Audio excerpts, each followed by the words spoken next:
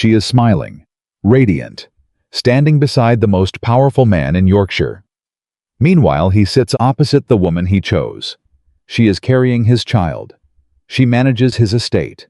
She has devoted 7 years of her life to a marriage where he was barely present. And the night he finally looks at her, truly looks at her, she isn't waiting for him at home. Ladies, if you have ever been the wife who gave everything, yet still felt invisible, this story is for you. Follow me and subscribe. Every word of this story matters. The candles at Hargrove's were never practical. They were tall ivory and excessive. The kind that existed not to light a room, but to make the people inside it feel lit from within. Every flame was positioned to catch the glint of a cufflink, the sparkle of a necklace, the sweep of silk across a chair. Hargrove's was not a restaurant. It was a stage, and everyone seated inside it knew their role. Nathaniel Whitmore knew his better than most. He sat at the finest table, the one near the east window, the one the maitre d' reserved without being asked, because Nathaniel Whitmore was the kind of man tables were reserved for. Broad-shouldered, dark-eyed, with the easy confidence of a man who had never once had to wonder if he belonged somewhere. His coat was charcoal wool cut in London. His boots did not scuff. His wine, a Bordeaux that cost more than most men in Yorkshire earned in a month, sat half-drunk at his right hand, forgotten, because Caroline Fairfax was speaking, and when Caroline Fairfax spoke, a man forgot things. Every man in this room wishes he were you. She leaned forward just slightly as she said it, just enough to let him feel the warmth of her attention, like sunlight through glass. Her eyes were pale green, and they had a way of narrowing when she smiled that made a man feel hunted in the best possible sense. Nathaniel lifted his wine. Only the ones who can see clearly. She laughed, that low musical laugh she kept for him, the one that didn't reach the other tables. Her fingers grazed the back of his hand where it rested near his glass. She didn't grab. She barely touched. That was the art of Caroline Fairfax. She gave just enough to make a man lean forward for more. "You're incorrigible," she said softly. "You prefer it." Another laugh. The candle between them flickered. Around them, the room moved in its practiced choreography. Lord Pembroke held court at the center table, red-faced and loud, recounting some hunting triumph no one particularly believed. Lady Ashton and her daughter were positioned near the entrance, strategic placement. Nathaniel recognized, so that every arriving guest would see the girl and think of the marriage she was being assembled for. A quartet played near the far wall strings, weaving beneath the conversation, like a current beneath still water. Nathaniel felt in that moment exactly as a man of his station was supposed to feel. Complete. That was the word for it. He was complete with his wine and his tailored coat, and the beautiful woman who looked at him like he was worth looking at. He had the estate, the title, the accounts that remained steady under his name. He had a life that, when viewed from the correct angle, resembled everything a man could want. The door opened. It was not a dramatic opening. There was no crash, no wind, no theatrical signal that the world was about to rearrange itself around a single moment. The door opened, the way doors open slowly, with the quiet creak of brass hinges, and the maitre d' stepped aside, and the November cold pressed briefly into the warm room before retreating. And then she walked in. Nathaniel saw the room change before he understood why. It was the silence first. Not a complete silence.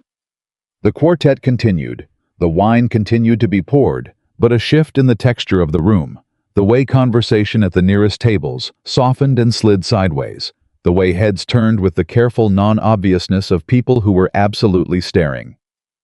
Lord Pembroke's hunting story halted mid-sentence. Lady Ashton's strategic positioning was suddenly irrelevant because every eye in the room was redirecting. Nathaniel followed the direction of those eyes. His wineglass stopped halfway to his lips. The woman who had entered wore a pale blue gown, not fashionable, not calculated to impress, but fine in the way that quality always was when it had nothing to prove. Her dark hair was arranged simply, pinned without excess ornamentation. She carried no evening bag, wore no ropes of pearl. She was 7 months pregnant, and she carried the weight of that with a stillness that was almost architectural. Her posture unchanged, her chin level, her pace unhurried. She was not performing her entrance. That was what made everyone look. Beside her walked Jonathan Blackwood. Nathaniel knew the name. Every man in Yorkshire knew the name. Jonathan Blackwood was 62 years old, iron-haired, with the permanent weathered authority of a man who had spent 4 decades turning difficult land into profitable land and difficult people into useful ones. He held more acreage than anyone in the north of England. His word in a legal dispute carried the weight of a magistrate's gavel. Dukes had asked him for advice and counted themselves fortunate to receive it. He walked beside the woman in the pale blue gown with the careful attention of a man escorting someone worth his attention. And the woman, she was laughing, not the polite laugh of social performance, not the restrained amusement of a woman minding her conduct in public. She was laughing at something Blackwood had said, her head tilting slightly, one gloved hand rising briefly to her collarbone, her whole face open with it. It was the laugh of someone who was genuinely, unguardedly, completely amused. It was the laugh of a woman who felt free. Nathaniel's wineglass found the table without his instruction. Caroline's voice reached him from across the distance that had opened silently between them. "Nathaniel." He heard her. He did not respond. Because the woman in the pale blue gown, the woman laughing beside the most powerful landowner in Yorkshire, the woman whose pregnancy rounded the front of her dress in a shape that was somehow both vulnerable and indomitable, was his wife. Eleanor. Eleanor Ashford Whitmore. His wife of 7 years. The mother of the child she was carrying. The woman he had not taken to dinner in 14 months. The maitre d' led them toward the north corner table. A good table, a respected table, not quite the east window, but close enough that Nathaniel could see every expression that crossed Eleanor's face when she was seated. He watched her accept the chair Blackwood held. He watched her settle her hands in her lap. He watched her look up when the sommelier approached, and he watched her say something that made the sommelier nod with what appeared to be genuine enthusiasm, rather than the automatic deference he gave everyone else. She was ordering wine she couldn't drink. For Blackwood, Nathaniel realized. She was advising Blackwood on his wine. "Nathaniel," Caroline's voice was sharper now. "You're staring." "I know." "Is that my wife?" The words came out flat. Not wounded, not angry. Flat the way a man speaks when he is still arranging the architecture of what he's seeing into something his mind can process. "Yes." Caroline's fingers withdrew from the vicinity of his hand. She reached instead for her own glass, and when she lifted it, her face had arranged itself into the particular careful neutrality of a woman recalculating. "She looks well," Caroline said. There was nothing cruel in it. That was what made it land so squarely. Caroline Fairfax was not a stupid woman, and she was not at her core an unkind one. She was simply a woman who had never had to compete with Eleanor Whitmore, because Eleanor Whitmore had never seemed like someone worth competing with. That assessment, Nathaniel understood in this moment, had been one of the great miscalculations of both their lives. "She looks..." He stopped. What was the word? He turned it over because Nathaniel Whitmore was a precise man, a man who chose language with the same deliberateness. He applied to horseflesh and contracts, and the word mattered. Happy. Eleanor looked happy. And the worst part, the part that was beginning to press against his sternum with the steady, unbearable pressure of something he could not name, was that he could not remember the last time she'd looked that way at home. He did not leave immediately. That would have been obvious, and Nathaniel Whitmore did not do obvious things. He remained at his table. He allowed Caroline to redirect the conversation twice successfully the first time, and not at all the second, because his eyes kept returning to the north corner table with a persistence that he was powerless to override. He watched Eleanor and Blackwood speak for 40 minutes. He watched Blackwood listen, actually listen with his full attention, leaning slightly forward, asking questions that prompted Eleanor to speak further, rather than questions that signaled he was waiting for his turn to respond. He watched Eleanor's hands move when she spoke, that habit he had catalogued somewhere in the back of his memory. The way her right hand turned upward. When she was making a point, she found important. The way she touched her temple when she was working through something complex. She was working through something complex right now. Blackwood was nodding. Nathaniel watched the older man reach into his coat, produce a small leather notebook, and write something down. He was writing down what Eleanor was saying. The pressure behind Nathaniel's sternum increased. He knew that notebook. He had seen it before. Men of Blackwood Station carried them, used them the way other men used secretaries committing to paper, only what was worth committing. Blackwood did not write down pleasantries. He did not record social observations or the content of polite conversation. He wrote down information he intended to act on. He was writing down Eleanor's words. Nathaniel. Caroline touched his sleeve. Perhaps we should... In a moment. Nathaniel, this is... I said in a moment, Caroline. The silence that followed was the kind that changes things slightly and permanently, the way a hairline fracture changes the integrity of stone. Caroline withdrew her hand. She turned to her own plate. She said nothing further because she understood in the intuitive way clever women understand such things, that she had already lost the evening to a woman in a pale blue dress who didn't know she was competing. He should have approached her. That is what any man with basic human decency would have done. Cross the room, greet his pregnant wife. Acknowledge her presence and her companion with the minimal courtesy that marriage demanded even in its most troubled states. He did not cross the room. He told himself it was because he didn't want to create a scene. The truth, and some part of him knew this, even then, even before the full weight of it had assembled itself into something he could see clearly, was that he didn't approach because approaching meant choosing what face to wear. Was he the concerned husband, the territorial one, the indifferent one? He had no rehearsed response for this particular tableau, for the sight of his wife looking luminous and engaged across a room he had never brought her to. He had brought Caroline here 4 times. He had never brought Eleanor. The realization arrived without announcement and settled somewhere central. It was Blackwood who saw him first.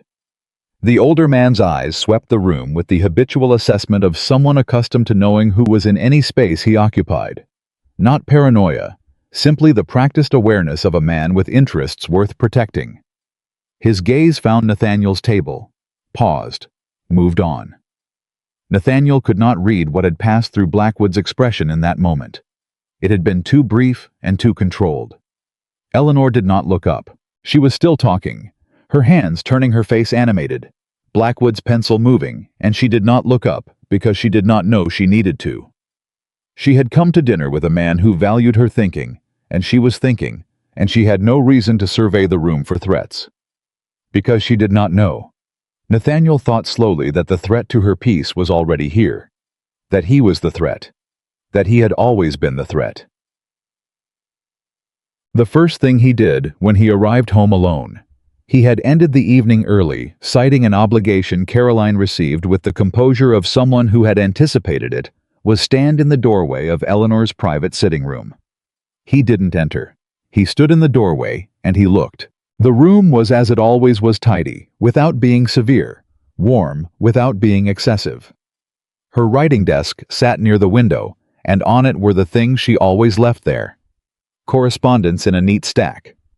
The household accounts she maintained in that narrow, precise hand of hers, and the estate ledgers she updated weekly, with a thoroughness that had occasionally struck him as unnecessary, and now struck him as something else entirely. On the corner of the desk sat something he hadn't noticed before.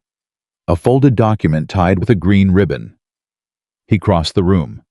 He told himself he wasn't prying. He untied the ribbon. It was a land management proposal. 30 pages of dense, carefully organized argument, soil assessment, crop rotation, recommendations, drainage solutions for the eastern fields that had been flooding every 3rd year for as long as Nathaniel could remember. There were projected yield improvements, cost analyses, a timeline that was both ambitious and, as far as he could tell from a first reading, entirely plausible. At the top, in Eleanor's handwriting, a proposal for the improvement of Whitmore's eastern holdings, prepared for Nathaniel Whitmore, Earl of Briarfield. October 1817. October 1817. 13 months ago. He turned the document over. On the back, in different ink, his ink, 2 words were written in his own hand, not necessary. He did not remember writing it. He remembered the moment, though, now that it came back to him. Eleanor had set something on his desk, and he had been in the middle of correspondence with his solicitor, and he had glanced at the top page, seen the diagrams and the columns of figures, and he had said, "Leave business to men, Eleanor." And she had taken the document from his desk. He hadn't noticed that she'd kept it. He hadn't noticed a great many things. He didn't sleep. He sat in the chair by his bedroom window, and he did something he was not accustomed to doing. He let himself think without directing the thinking toward a useful outcome. He let it run. 7 years. He ran through them like a man, rereading a book he'd been too distracted to follow the first time.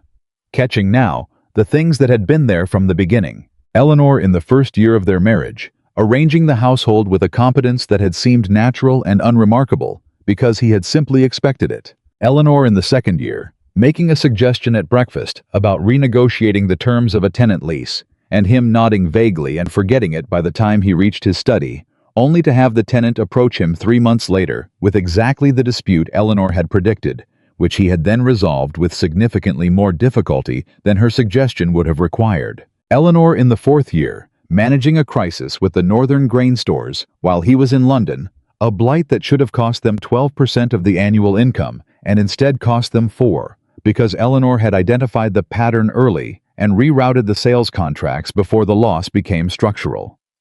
He had come home to find the problem solved, and had said with the particular breezy generosity of a man who has no idea what he has just benefited from, "Well done. These things have a way of working out." These things. The things Eleanor had made work out. He pressed the heel of his hand against his eye socket. Caroline had never managed anything more complex than a dinner party.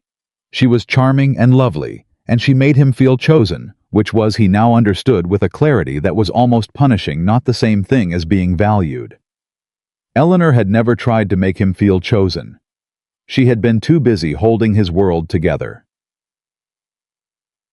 The next morning, he asked his housekeeper, Mrs. Forsyth, who had managed the domestic staff for a decade, and who wore the particular expression of someone who had formed strong opinions. She had never been invited to share whether Lady Whitmore had mentioned anything about her engagement with Mr. Blackwood.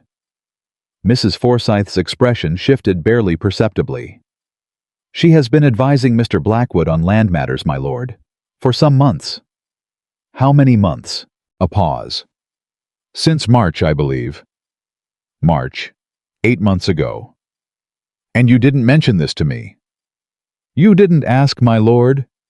He absorbed that. "Mrs. Forsyth." "My lord." "In your estimation." He chose the next words carefully. "How does Lady Whitmore speak of the work she does with Blackwood?" Another pause, longer this time, in which Mrs. Forsyth was clearly deciding how much honesty the moment warranted. "She speaks of it," the housekeeper said finally, "the way a person speaks of something that reminds them they're capable." The words landed in the room and did not leave. He saw Eleanor at breakfast for the first time in 4 days. She entered the morning room already dressed, which told him she had been up for some time. She moved with the careful deliberateness of a woman, managing the weight of advanced pregnancy, not struggling precisely, but thoughtful about each motion, conserving what needed to be conserved. She took her usual chair without looking at him. She poured her own tea. She opened the correspondence she'd brought with her and began to read. Nathaniel watched her from behind his newspaper for 3 minutes before he spoke. "You were at Hargrove's 2 evenings ago." Her eyes continued moving across the page. "I was." "With Blackwood?" "Yes." "You might have mentioned it." She looked up, then not sharply, not with anger, but with a particular steady look he recognized now as the look she produced when she was deciding whether a conversation was worth having. "You were not at dinner," she said, "or breakfast, or home in any meaningful sense." It was not an accusation. That was what made it so much harder to respond to than an accusation would have been. It was an observation, a factual accounting. "I had obligations." "You did." She returned to her letter. "As did I." He put the newspaper down. "Eleanor." "Nathaniel." "What are you doing with Blackwood specifically?" She looked up again, and this time There was something in her expression that he recognized only because he had seen it the night before, from across a candlelit room. The look of a woman who has been seen finally by someone who matters and who is no longer entirely certain she needs the person doing the looking. His eastern properties have the same drainage issue ours does, she said calmly. I recognize the pattern in a letter he circulated to neighboring landowners last spring. I wrote to him with a suggestion. He responded. We have been corresponding and meeting since then. A pause. He has implemented 3 of my recommendations. The 4th is under construction. You... Nathaniel stopped, restarted. You wrote to him. I did. Why didn't you... He stopped again because the rest of that sentence was, why didn't you come to me, and he already knew why, because the paper with his handwriting on the back of it was still on the desk in her sitting room, and the words were not necessary, and he had written them without reading what he was dismissing. Eleanor watched him work through it. She did not help. I see, he said finally. Do you... She folded her letter with precise movements. That would be new. Dull. He left the breakfast room before she did. He walked to his study, and he sat at his desk, and he stared at the correspondence he needed to attend to, and he did not attend to it. He thought about the eastern fields. He had ridden past the flooding every spring for 3 years, noted it with the vague irritation of someone who expects problems to eventually resolve themselves, and moved on. He had not investigated the drainage system. He had not consulted an expert. He had simply accepted the loss as a feature of the landscape. Eleanor had written 30 pages about it. Blackwood was building the solution. With Eleanor's blueprint, Nathaniel pulled open his desk drawer and found beneath a layer of correspondence the proposal he had returned to her. He must have kept it, or she had replaced it. He couldn't be certain which. He opened it to the first page. The primary cause of flooding in the eastern fields is the deterioration of the original drainage channel constructed circa 1780, compounded by the redirection of the Whitmore Brook tributary following the development of the North Pasture in 1809. The solution requires... He read. He read all 30 pages, which took him most of the morning, and when he was finished, he understood 2 things with absolute certainty. First, the proposal was correct. Every analysis, every projection, every recommended action. He had enough familiarity with his own land to recognize accuracy when it was presented to him. And Eleanor's work was accurate in the way that only comes from careful observation over time. She hadn't studied the fields academically. She had watched them. She had walked the property and asked the tenants and compared seasons and drawn conclusions that his own land agent, a man he paid a significant annual sum, had entirely missed. Second, implementing this proposal now would cost him considerably more than it would have cost 13 months ago, because Blackwood had begun construction on the shared waterway that Eleanor's plan had required, and the window for cooperative development was narrowing. He had dismissed 30 pages of correct, valuable, financially important work with 4 words. Leave business to men. He closed the document. He sat with the weight of that for a long time. He found her in the garden in the early afternoon. She was moving slowly along the stone path, one hand at her lower back. The posture of pregnancy in its final months, that subtle, continuous negotiation with one's own center of gravity. She was reading something, a letter, or perhaps a small bound journal. She did not look up when he approached, but the slight adjustment of her shoulders told him she was aware of him. He walked beside her in silence for a moment. The proposal, he said finally.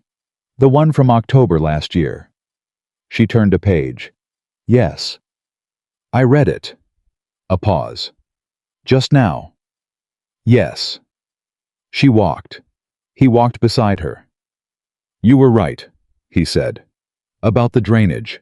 About the eastern fields. About all of it. She closed the journal finally and held it at her side. She did not look at him. She looked at the path ahead. I know, she said simply. The solution you proposed if we begin now with Blackwood's cooperation. It's not too late. She stopped walking. He told me as much last week. There is a 6-week window before construction on the shared channel reaches the point where independent modification becomes expensive. I was going to write to you about it. Was. Past tense. Eleanor, I wasn't certain you'd read it. She turned to face him finally. Her expression was not angry. It was something more durable than anger, a kind of careful, weathered honesty. The face of a woman who has been disappointed precisely enough times to have stopped being surprised by it. I have written to you about estate matters 11 times in the past 2 years, Nathaniel. You have responded 4 times. You have acted on my suggestions twice without indicating you understood they came from me. A pause. Once you mentioned at dinner a particularly good idea your land agent had had about the tenant contracts. It was my idea. I had put it in writing to you 3 weeks prior. The garden was very quiet. I didn't know, he said. No. She looked at him steadily. You didn't know because you weren't paying attention. And you weren't paying attention because... She stopped, looked away for a moment. When she looked back, her voice was level. Because I was not the sort of person whose attention you thought was worth having. The words were quiet. They were the truest thing anyone had said to him in years. That was wrong, he said. Yes. I was wrong. Yes, Nathaniel. She resumed walking slowly, steadily, one hand still at her back. You were. He followed, and he did not, for the first time in a long time, try to redirect the conversation toward something more comfortable. He simply walked beside her in the garden of the estate she had been quietly holding together while he looked elsewhere, and he listened to the sound of his own silence, and he only began to understand what it would cost to deserve her. That evening he sat in his study and wrote 2 letters. The first was to Caroline Fairfax. It was brief and honest and final. The second was to Jonathan Blackwood. Dear Mr. Blackwood, I am writing to inquire whether the cooperative drainage arrangement my wife proposed remains open for my participation. I have reviewed her plans in full and find them to be without reservation the soundest assessment of this land I have encountered. I should have acted on them 13 months ago. I did not. I am writing now. I would be grateful for the opportunity to discuss the matter at your earliest convenience. Yours respectfully, Nathaniel Whitmore, Earl of Briarfield. He sealed both letters. He sat back. Outside his window, the Yorkshire night was dark and cold and indifferent the way nights in November always were. Somewhere in the east wing of this house, Eleanor was sleeping or reading or lying awake with the particular wakefulness of late pregnancy, and she was doing so without any expectation that he would knock on her door. He had earned that expectation. The unknowing of it would take longer, but he folded his hands on the desk, and he let himself understand fully, and without flinching, what the night at Hargrove's had shown him. He had not lost his wife to Jonathan Blackwood. He had not lost her to the east window table, or the candlelight, or the pale blue gown, or the laugh he hadn't heard at home in years. He had lost her in increments in 4 words, written on the back of 30 careful pages in 14 months, without a dinner invitation, in 11 letters that went mostly unanswered, in the particular daily inattention of a man who had decided without quite deciding that the most important person in his life was a feature of the landscape. She was still here. She had not left. She had simply, and this was the thing that stayed with him longest, that kept him sitting at the desk, well past midnight, stopped waiting for him to arrive. He had to decide right now whether he was going to. Ladies, if this story is reaching you somewhere deep, if you've ever poured yourself into someone who only noticed you when someone else did, you are not alone. Stay with me for what comes next. Subscribe and I'll be here when you need to hear that it's not too late to be seen. The letter to Blackwood was sent before dawn. Nathaniel handed it to the footman himself, didn't ring for the butler, didn't leave it on the hall table, the way he left everything else that could wait. He stood at the front door in his dressing gown and pressed the sealed envelope into the young man's hands and said, "Ride to Blackwood Manor this morning. Wait for a response." The footman blinked, nodded, and was gone before the sun had fully cleared the eastern ridge. Nathaniel went back inside. He did not go back to bed. He went to the kitchen, another thing he had never done, not in 7 years of living in this house, and he asked the cook, a stout woman named Mrs. Branna, who had served the Ashford family before Eleanor married into the Whitmore name, whether Lady Whitmore had eaten breakfast yet. Mrs. Branna looked at him the way people look at a man who has walked into a room he has no business being in. Her ladyship takes breakfast in her room, my lord. Has done for the past 4 months. 4 months. Since July, yes. He stood in the kitchen doorway and absorbed that. Since July. He tried to remember July, what he had been doing, where he had been, and the answer came back with humiliating clarity. He had been in Leeds for 3 weeks, and before that in Durham, and before that at the Hargreave shooting party, where Caroline had also been a guest, and where the arrangement between them had become something more defined than it had previously been. July was when Eleanor had stopped coming to breakfast. He hadn't noticed. "Has she eaten this morning?" he asked. "Not yet. I was about to send Nora up with the tray." "I'll take it." Mrs. Branna stared at him. Not rudely, she was too well trained for rudeness, but with the frank assessing expression of a woman who has watched a household run itself for years without the man at the top understanding any of it, and who is not certain what to make of this sudden intervention. "My lord." "I'll take it." She prepared the tray without further comment. She arranged it the way Eleanor apparently liked it. Nathaniel noticed the small details, the toast cut in triangles rather than rectangles. The tea steeped exactly 4 minutes and poured before being brought up, so it would be the right temperature on arrival. The small dish of preserved ginger that he had not known Eleanor kept on her breakfast tray, because apparently it helped with the morning nausea that had persisted. Mrs. Branna mentioned without being asked through most of the pregnancy. He had not known Eleanor still had morning nausea. He carried the tray up the stairs. He knocked on the door of her room with his elbow, because his hands were full, and when her voice came through, "Come in, Nora," he pushed the door open and stepped inside, and her expression when she saw him was something he would spend a long time trying to accurately remember. It was not anger. It was not joy. It was something more complicated and more honest than either the face of a woman recalibrating rapidly, sorting through several responses simultaneously, and settling on the one she could deliver without her voice changing. "Nathaniel." "Good morning." He carried the tray to the small table near her chair, set it down straightened.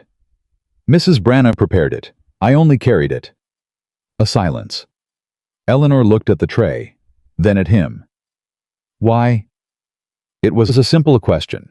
It deserved a simple answer, and he had been rehearsing one since he walked out of the kitchen, and standing here now in the actual presence of her steady, careful eyes, every rehearsed version of it fell apart. "Because I don't know how many mornings I've missed," he said, "and I couldn't miss another one." The silence that followed was different from the silence in the garden.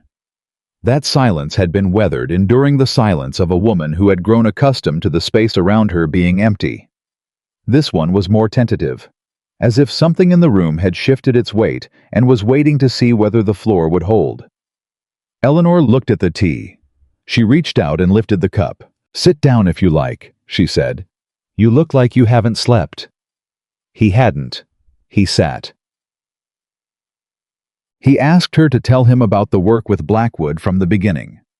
Not defensively, he was careful about that, because he recognized that the wrong tone would close her off. The way a door closes in a cold wind, immediate and total. He asked the way he'd learned to ask his solicitor when he needed information he didn't have and couldn't afford to pretend otherwise directly, with the implicit acknowledgement that the other person knew more than he did. Eleanor watched him for a moment before she answered. She had been in the habit, she explained, of reading the land circulars that came through the Yorkshire Agricultural Association. Most of the landowners in the area ignored them or handed them to their stewards. Eleanor read them herself because she had found over the years that the stewards read for information relevant to their existing plans and missed patterns that fell outside those plans. The drainage problems in Blackwood's eastern parcels was described in a circular from last March, she said. Soil saturation rates that matched ours exactly. Same root cause, a redirected tributary compounding an aging channel system. I had been studying our eastern fields for 2 years by that point. I recognized it immediately. 2 years. Nathaniel kept his voice level. You had been studying the fields for 2 years. Yes. And you brought the proposal to me in October. October was when I finished it. She set her cup down. I had been waiting until I had enough data to be certain. I didn't want to bring you something speculative. I wanted it to be irrefutable. A pause. I thought that if it was thorough enough, you would have to engage with it seriously. The implication settled between them like a stone into still water. She had made it irrefutable. 30 pages comprehensive data cost projections timeline. She had made it impossible to dismiss on the grounds of being incomplete or poorly argued. He had dismissed it anyway. In 4 words. I wrote to Blackwood in April, she continued. After I read the circular, I introduced myself and described our shared drainage issue and offered some initial thoughts on the solution. He responded within a week. He said, She paused, and something shifted briefly in her expression. Not quite a smile, but in the vicinity of one. He said he had never received a more lucid letter from a landowner in 30 years, and that he would very much appreciate meeting. He said that. Verbatim. I kept the letter. Nathaniel thought about Jonathan Blackwood writing those words and then imagined himself in the same moment in April, wherever he had been London. He thought with Caroline at the Cavendish Gallery opening, and the distance between those 2 simultaneous moments felt enormous and indicting. He valued what you brought him, Nathaniel said. He treated it as what it was, she said simply. Information, useful information. He didn't wonder whether it was appropriate for me to have produced it. He just used it. She didn't say, unlike you. She didn't have to. He came back the next morning. And the morning after that. It was not a grand gesture. He understood instinctively that grand gestures were not the currency this particular debt could be repaid in. What was owed was not spectacle. It was presence. The accumulation of small, consistent moments. The opposite of the accumulation of small, consistent absences that had brought them here. He came to breakfast. He stayed. He asked questions. Some of it was painful in ways he hadn't anticipated. On the 3rd morning, she mentioned in the course of explaining something about the tenant renewal schedules that she had reorganized the household accounts in the spring of their 3rd year of marriage because she had found a recurring error in the previous accounting system that had been costing them approximately £40 annually. £40 a year, Nathaniel said. For 4 years prior to our marriage by my estimate, and for the first 2 years of it until I caught it. She smoothed the page she was looking at. I corrected it quietly. I didn't want to embarrass Hawkins. Hawkins was the estate accountant a man Nathaniel trusted completely. I just built the correction into the new system. You protected Hawkins. He's good at his job. He simply had a blind spot in one area. People usually do. Nathaniel thought about his own blind spots and said nothing. On the 4th morning, her lady's maid came in with an urgent message before Eleanor had finished her tea, and Nathaniel watched her read it, process it, and dictate a response, a precise, authoritative response about a matter involving one of the tenant families and a disputed fence line in the time it would have taken him to locate his reading glasses and find the relevant deed. The maid left. Eleanor returned to her toast. You handled that quickly, Nathaniel said. I know the Hartley situation. I've been managing it for 6 months. She looked up at him, and for the first time, there was something slightly unguarded in her expression. Not warm exactly, but open. As if she had stopped for a moment performing the performance of being fine. Mrs. Hartley's eldest has a learning difficulty. Her husband doesn't acknowledge it and tends to blame the boy for things that aren't his fault. The fence dispute is actually a proxy for a larger argument about the eldest son's role on the property. I've been trying to find a solution that resolves the land question without forcing a confrontation that would damage the family further. He stared at her. How do you know all of this? Because I talk to the tenants, she said. I visit. I bring things food when there's illness, cloth when there's need. I ask questions. And when people trust you enough, they tell you the truth about what's actually happening. A pause. It's how the estate has stayed stable, Nathaniel. It's not the accounts or the contracts. It's the relationships. And someone has to maintain them. That someone had always been Eleanor. He hadn't known. Not the depth of it. Not the texture and the complexity and the sustained effort of it. He had known the way you know a river exists, because you can see the water without understanding the underground springs that feed it, the constant work of the banks that contain it, the infinite small adjustments that keep it from flooding. Eleanor was the bank. Eleanor had always been the bank, and he had been so busy watching the water that he had never once looked at what was holding it in. The response from Blackwood arrived on a Thursday. Nathaniel read it twice before he brought it to Eleanor. Blackwood was characteristically direct. Yes, the cooperative drainage work remained viable within the 6-week window Eleanor had mentioned. Yes, he was willing to discuss terms. He was, however, and here Nathaniel felt the older man's measured frankness, cutting clearly through the polite language. He was curious as to why Lord Whitmore had not engaged on this matter, previously given that the proposal had been available to him for over a year. He intended no discourtesy. He simply found it relevant to understanding how to structure the future arrangement. He wanted to know, in other words, whether Nathaniel Whitmore was the kind of man who would let this matter lapse again. It was a fair question. Nathaniel wrote back the same afternoon and told Blackwood plainly that he had failed to engage with the proposal because he had not given it the attention it deserved, that this was his failing, and not any deficiency in the proposal itself, and that he understood if Blackwood required assurances that this pattern would not repeat. He suggested they meet the following week. He suggested further that Eleanor attend the meeting as she was the architect of the plan and better positioned than anyone to answer technical questions that arose. He sent that letter before he told Eleanor he had written it. When he told her, she was quiet for a long moment. "You want me at the meeting," she said. "I want you leading it. I'll be there as a formality." She looked at him the way she had in the garden, that careful assessing look, measuring the distance between what he was saying and what she could afford to believe. "That's not a formality," she said. "That's a significant acknowledgement in front of Blackwood." "I know. Blackwood will understand what it means that you are publicly deferring to my expertise on this matter." "Yes." In a room where these things are noted and remembered and discussed. "Eleanor." He met her eyes steadily. "I know what it means. That's why I arranged it that way." The silence that followed was not the weathered kind or the tentative kind. It was new. He couldn't quite name it. It felt like the very beginning of something fragile and specific, the way a first thread across a gap is fragile, unable yet to hold weight, but present real, a beginning. She looked down at the letter in his hand. "Let me read it," she said, "before it's sent." He gave it to her. She read. She made one small correction, a figure he had slightly misremembered, and handed it back. "It's good," she said. And then more quietly, "Thank you." The meeting with Blackwood was set for the following Tuesday.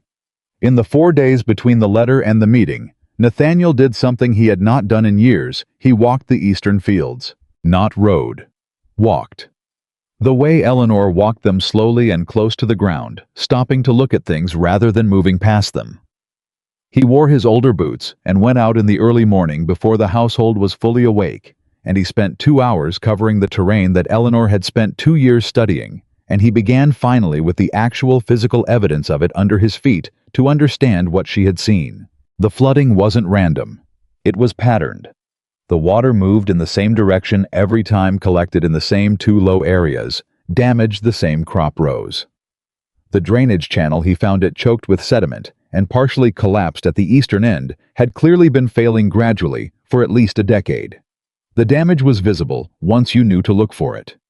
Invisible entirely if you rode past at a canter and called the flooding a feature of the landscape.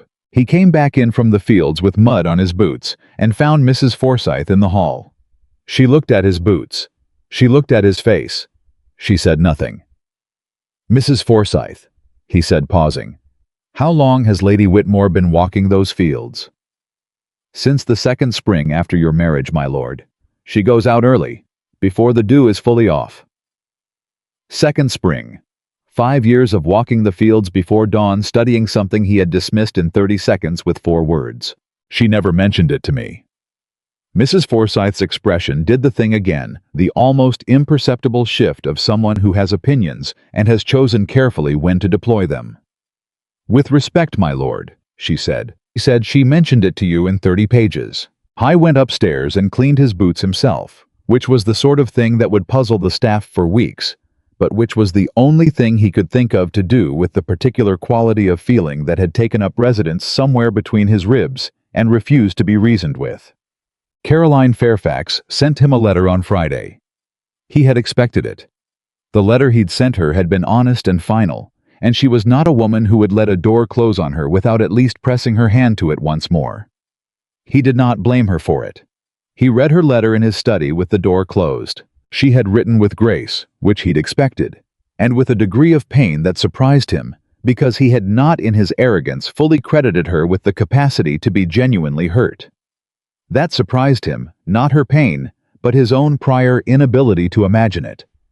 He had arranged his understanding of Caroline around what she offered him, and had failed to think much about what she experienced. I was noticing lately the pattern of this in his life.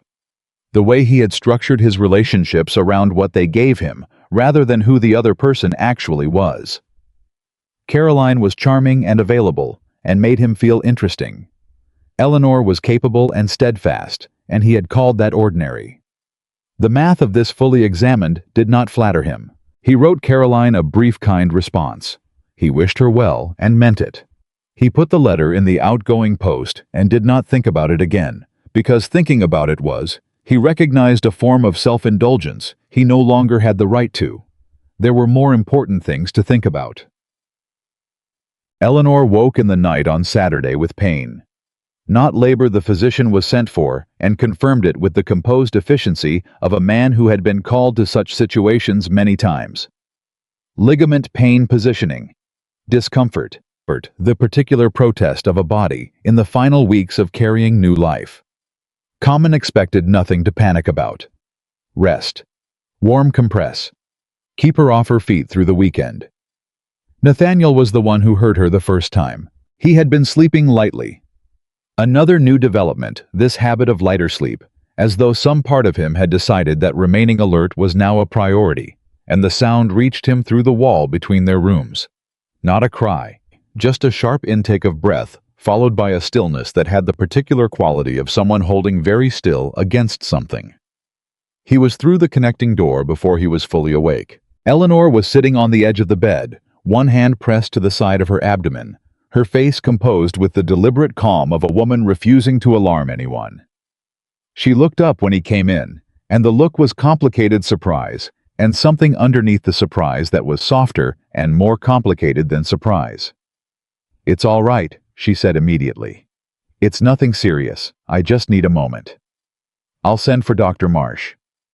"Nathaniel, it's 2 in the morning. I'll send for Dr. Marsh." He was already at the door calling for the footman on night duty. He came back and pulled the chair from her writing desk close to the bed and sat in it. "Tell me where it hurts." She told him. Her voice was steady. Her hand was still pressed to her side, and he could see by the quality of her grip that steady was costing her something. He did not try to fix it. He didn't offer remedies or reassurances that landed short. He sat in the chair, and he stayed there, and he said, "I'm here," which was such a small thing, such an inadequately small thing, but Eleanor's breathing changed slightly when he said it, something releasing barely perceptibly, some tension she'd been holding because she'd been holding everything alone. Dr. Marsh arrived within the hour. The verdict was what it was: common, manageable rest. When the physician had gone, and the housemaid had brought the warm compress, and Eleanor was settled back against her pillows, Nathaniel was still in the chair.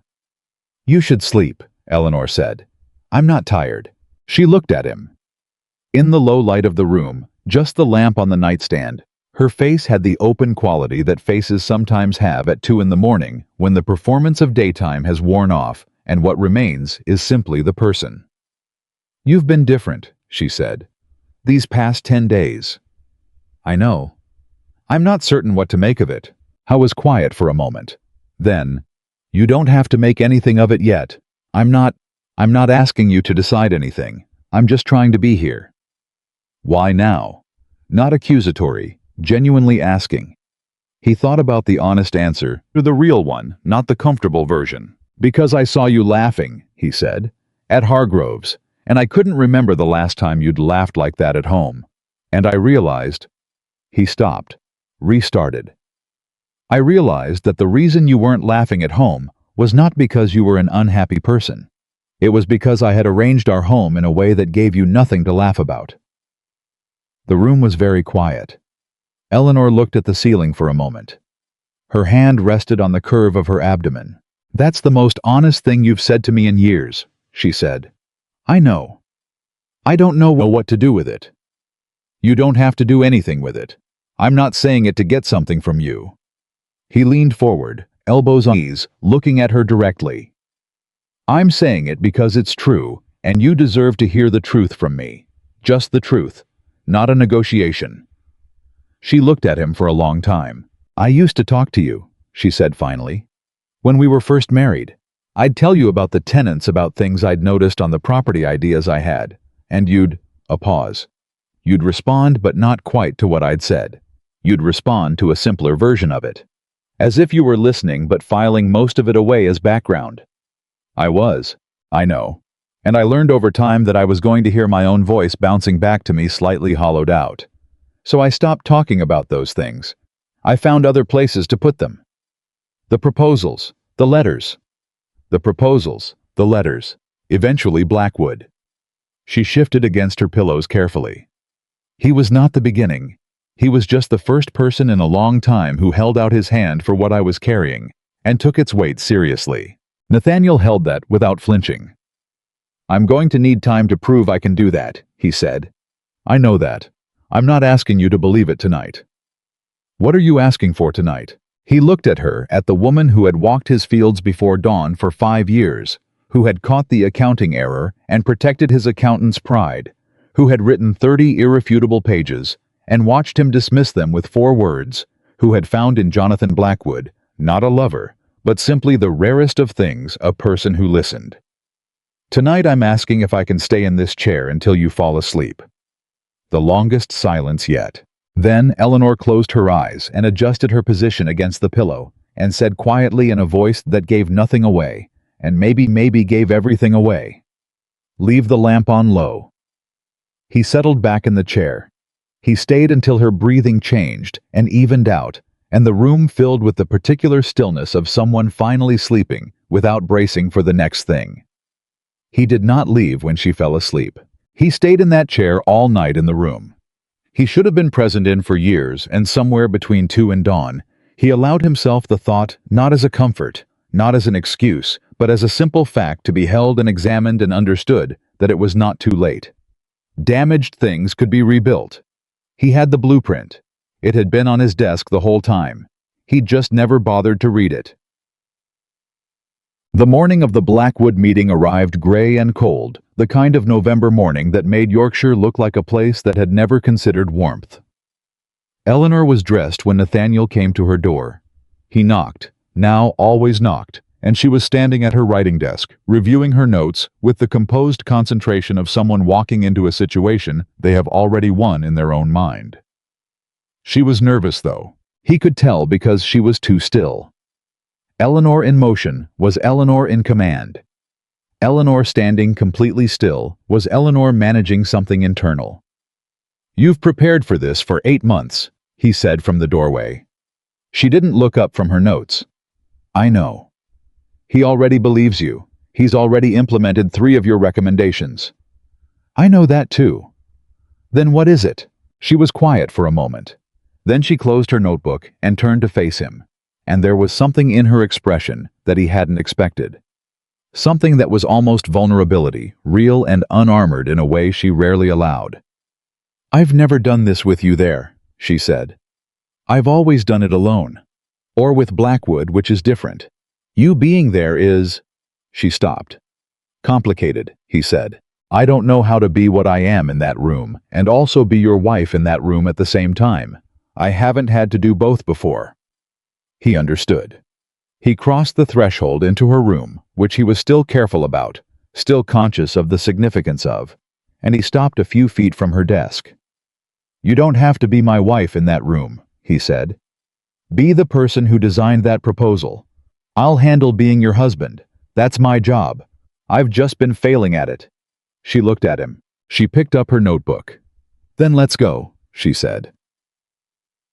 The meeting with Blackwood lasted 3 hours. Nathaniel had attended hundreds of business meetings in his life. He knew the rhythms of negotiation, the way information was parceled out strategically. the dance of men trying to protect their positions while advancing their interests. He was good at it. It was one of the things he genuinely did well. He spent the first 20 minutes of this meeting watching Eleanor do it better. She walked Blackwood through the revised engineering plan. She had updated it since October of last year, accounting for the months of additional observation and the new data she'd obtained from Blackwood's own construction reports, and she presented it with a specificity and confidence that made the room feel smaller and more serious. She anticipated Blackwood's questions before he asked them. When he pushed back on the projected timeline for the shared channel construction, she produced 3 comparable projects from her research and demonstrated with actual figures why her estimate was more accurate than his engineer's. His engineer was also in the room. He conceded the point. Nathaniel watched all of this from his chair, which was slightly behind Eleanor's, and to the left, which was not where the primary party usually sat in such a meeting, and which was where he had deliberately positioned himself when they arrived. Blackwood noticed. Of course Blackwood noticed. At one point, late in the second hour, when Eleanor had excused herself briefly, the older man looked at Nathaniel with the direct, unadorned appraisal of someone who has spent 60 years taking the measure of men. "You understand what she's giving you," Blackwood said. It was not a question. "I'm beginning to," Nathaniel said. "Good." Blackwood picked up his pen. "Because what she's given me has already improved 3 properties and saved me more money than I'll count in front of you. I'd hate to see it wasted." "It won't be. See to it." Eleanor returned and the meeting continued, and by the end of the 3rd hour an agreement was reached and signed, and the eastern fields of Whitmore Estate would by the following spring have functioning drainage for the first time in a generation. Eleanor shook Blackwood's hand at the door. He held it a moment. "You should be doing this professionally," he said. "Consulting. There are 3 landowners in the county who could benefit from exactly this kind of analysis. I'd recommend you without hesitation." Eleanor glanced back at Nathaniel. Nathaniel said before she could speak, "I think that's an excellent idea. If Eleanor wants to pursue it, she has my full support." Blackwood raised an eyebrow. Then, apparently satisfied, he nodded. They rode home in the kind of silence that was not uncomfortable, but full. The silence of people who have just done something together and are still inside the feeling of it. Eleanor spoke first. "He meant it," she said. "About the consulting." "I know he did. I've thought about it before, something like it. I didn't think—" She stopped. "You didn't think I'd support it?" Silence. "Would you have?" she asked. "A year ago." He looked out the carriage window at the fields moving past his fields, her fields, the land she had understood far better than he ever had. "No," he said. "I wouldn't have." She didn't say anything. "I'm telling you that because you asked for the truth, not comfort," he said. "A year ago I would have said something about it being unnecessary, or inappropriate, or some other word, that really meant I hadn't thought seriously enough about who you are to have an opinion worth offering." He turned from the window. "But we're not a year ago, and you're not going to be that version of overlooked again. Not by me." The carriage rolled on. Eleanor's hand rested on her abdomen. The habitual gesture of these final weeks, that constant subtle awareness of the life she was carrying. "I want to believe you," she said quietly. Not a declaration, not a concession, just the honest, unvarnished truth of where she was. "I know," he said. "That's enough for now." It wasn't enough, not yet. He knew that. But it was a beginning. And beginnings, he was learning, were the things you had to earn before anything else could be built on top of them. Outside, the Yorkshire fields passed by gray and cold and stubborn and deeply quietly alive, and somewhere in them, the groundwork for something better was already being laid. The agreement with Blackwood was signed on a Tuesday. By Friday, everyone in Yorkshire knew about it. That was the speed of things in the north. Not gossip exactly. More like the movement of weather, the way a change in pressure travels across open land before anyone can name what's coming. Word moved through the county in the particular way that word always moved when it involved Jonathan Blackwood, because Blackwood's name attached to any arrangement gave that arrangement a gravity that made people pay attention. What people were paying attention to, specifically, was not the drainage agreement itself. It was the way Nathaniel Whitmore had sat behind his wife for 3 hours while she ran the meeting. Lord Pembroke heard about it from his steward. Lady Ashton heard about it at her dressmaker's. The Cavendish brothers, who shared a property boundary with Blackwood and had been angling for a meeting with the old man for 2 years, without success, heard about it at their club in Leeds and reportedly went very quiet. By Saturday morning, Nathaniel had received 4 letters. 3 were congratulatory, couched in the careful language men used when they were not certain whether to applaud or be alarmed. The 4th was from his mother. He opened his mother's letter last the way a man opens something he knows will require him to have already finished his coffee. Margaret Whitmore, Dowager Countess of Briarfield, was 71 years old and had the literary style of someone loading a pistol. She did not waste sentences. She did not soften conclusions. She had been widowed for 15 years and had responded to that widowhood by becoming more precisely herself with each passing year, which was either admirable or terrifying, depending on how much you needed her approval. She had never in 7 years been particularly warm toward Eleanor. Not cruel. Margaret Whitmore was too intelligent for cruelty, which she considered both morally deficient and strategically unsound. But she had maintained the particular cool civility of a woman who has evaluated her son's wife and found her satisfactory in the way that furniture can be satisfactory, adequate for its function, not worth remarking upon. The letter was 4 paragraphs. The first paragraph acknowledged receipt of the news regarding the Blackwood agreement.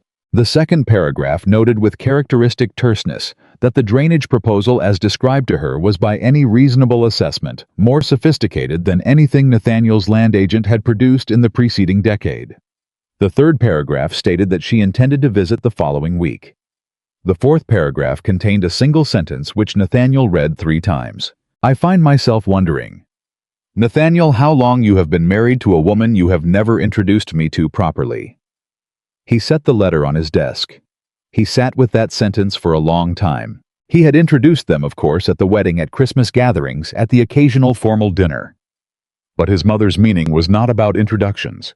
It was about something more precise and more damning. He had never in 7 years presented Eleanor to his mother as someone worth knowing. He had produced her as his wife the way you produce a document here. This is the thing, it exists, we may proceed. And his mother, who was sharp enough to notice everything, and had apparently been noticing this for years, was in her precise and loaded way calling him on it. He went to find Eleanor. She was in her sitting room with the connecting door open, which was new. She had begun leaving it open in the mornings. Not as an invitation exactly, but as an absence of a barrier, which was a different and more meaningful thing. She was writing at her desk, the household correspondence spread before her in neat stacks. My mother is coming next week, he said from the doorway. Eleanor's pen paused for exactly 1 stroke, then continued. I see. She wants to meet you. We've met. She wants to meet you. He moved into the room, sat in the chair he'd taken to sitting in the one near the window, which had apparently been her reading chair for years, and which she had never asked him to vacate when he occupied it, a fact he had only recently recognized as a form of accommodation. There's a difference. She's noticed the difference. She's writing to tell me she's noticed. Eleanor set her pen down. She turned in her chair to face him. What exactly did she write? He told her. The exact sentence. Something moved through Eleanor's expression, not quite surprise, more like the recognition of something she had long suspected being confirmed. Her hands folded in her lap. She knew, Eleanor said quietly, all this time. Apparently. And she said nothing. She says things when they're useful to say. This apparently is now useful. He paused. She's not unkind, Eleanor. She's like you. Eleanor's voice was not harsh. It was simply accurate, the voice she used for things that were true and didn't require decoration. She evaluates. She files. She waits to see whether something is worth her full attention. A pause. I've spent 7 years being filed. The word landed in the room and didn't leave. Yes, he said. You have. She looked at him. Then she turned back to her desk, picked up her pen, and said not coldly, but with the measured tone of someone choosing carefully what to do with a thing she's been given. "Tell me when she arrives. I'll have her room prepared." Margaret Whitmore arrived on a Wednesday ahead of schedule, which was how she always arrived. The slight early arrival was her way of gathering information before anyone had arranged themselves to present it. She had done this for as long as Nathaniel could remember. He had learned as a child to always be ready 20 minutes before his mother was expected. He met her in the entrance hall. She looked him over the brief comprehensive assessment that had been one of the defining experiences of his entire childhood, and then she looked past him toward the hallway beyond. "Where is Eleanor?" "Her room. She's been resting this afternoon. I didn't want to fetch her." "Mother, she's 7 months pregnant, and she's been on her feet since 6 this morning, dealing with a tenant matter. She needs to—" "I am not here for a formal presentation." Margaret handed her coat to the footman without looking at him. "I am here to speak with my daughter-in-law. Go and tell her I'm here, and that she should come down when she's ready. Not immediately, but when she's ready, and that I am perfectly capable of having tea alone for 20 minutes if she needs the time." Nathaniel went upstairs. Eleanor was not in fact resting. She was sitting at her writing desk again, adding figures in one of the ledger columns. She looked up when he appeared. "She's here." "I heard the carriage." Eleanor closed the ledger. "Is she—" A pause. "How is she?" "She said to take your time." Eleanor stood slowly with the careful negotiation of late pregnancy and smoothed the front of her dress and said nothing for a moment. "She's never said that before." "No," Nathaniel agreed. "She hasn't." They looked at each other across the room, and in the look was a whole history. The 7 years of formal dinners, where Eleanor had sat at the far end of the table from Margaret and been addressed perhaps twice the Christmases, where his mother had evaluated the household arrangements with the thorough impersonality of a customs inspector.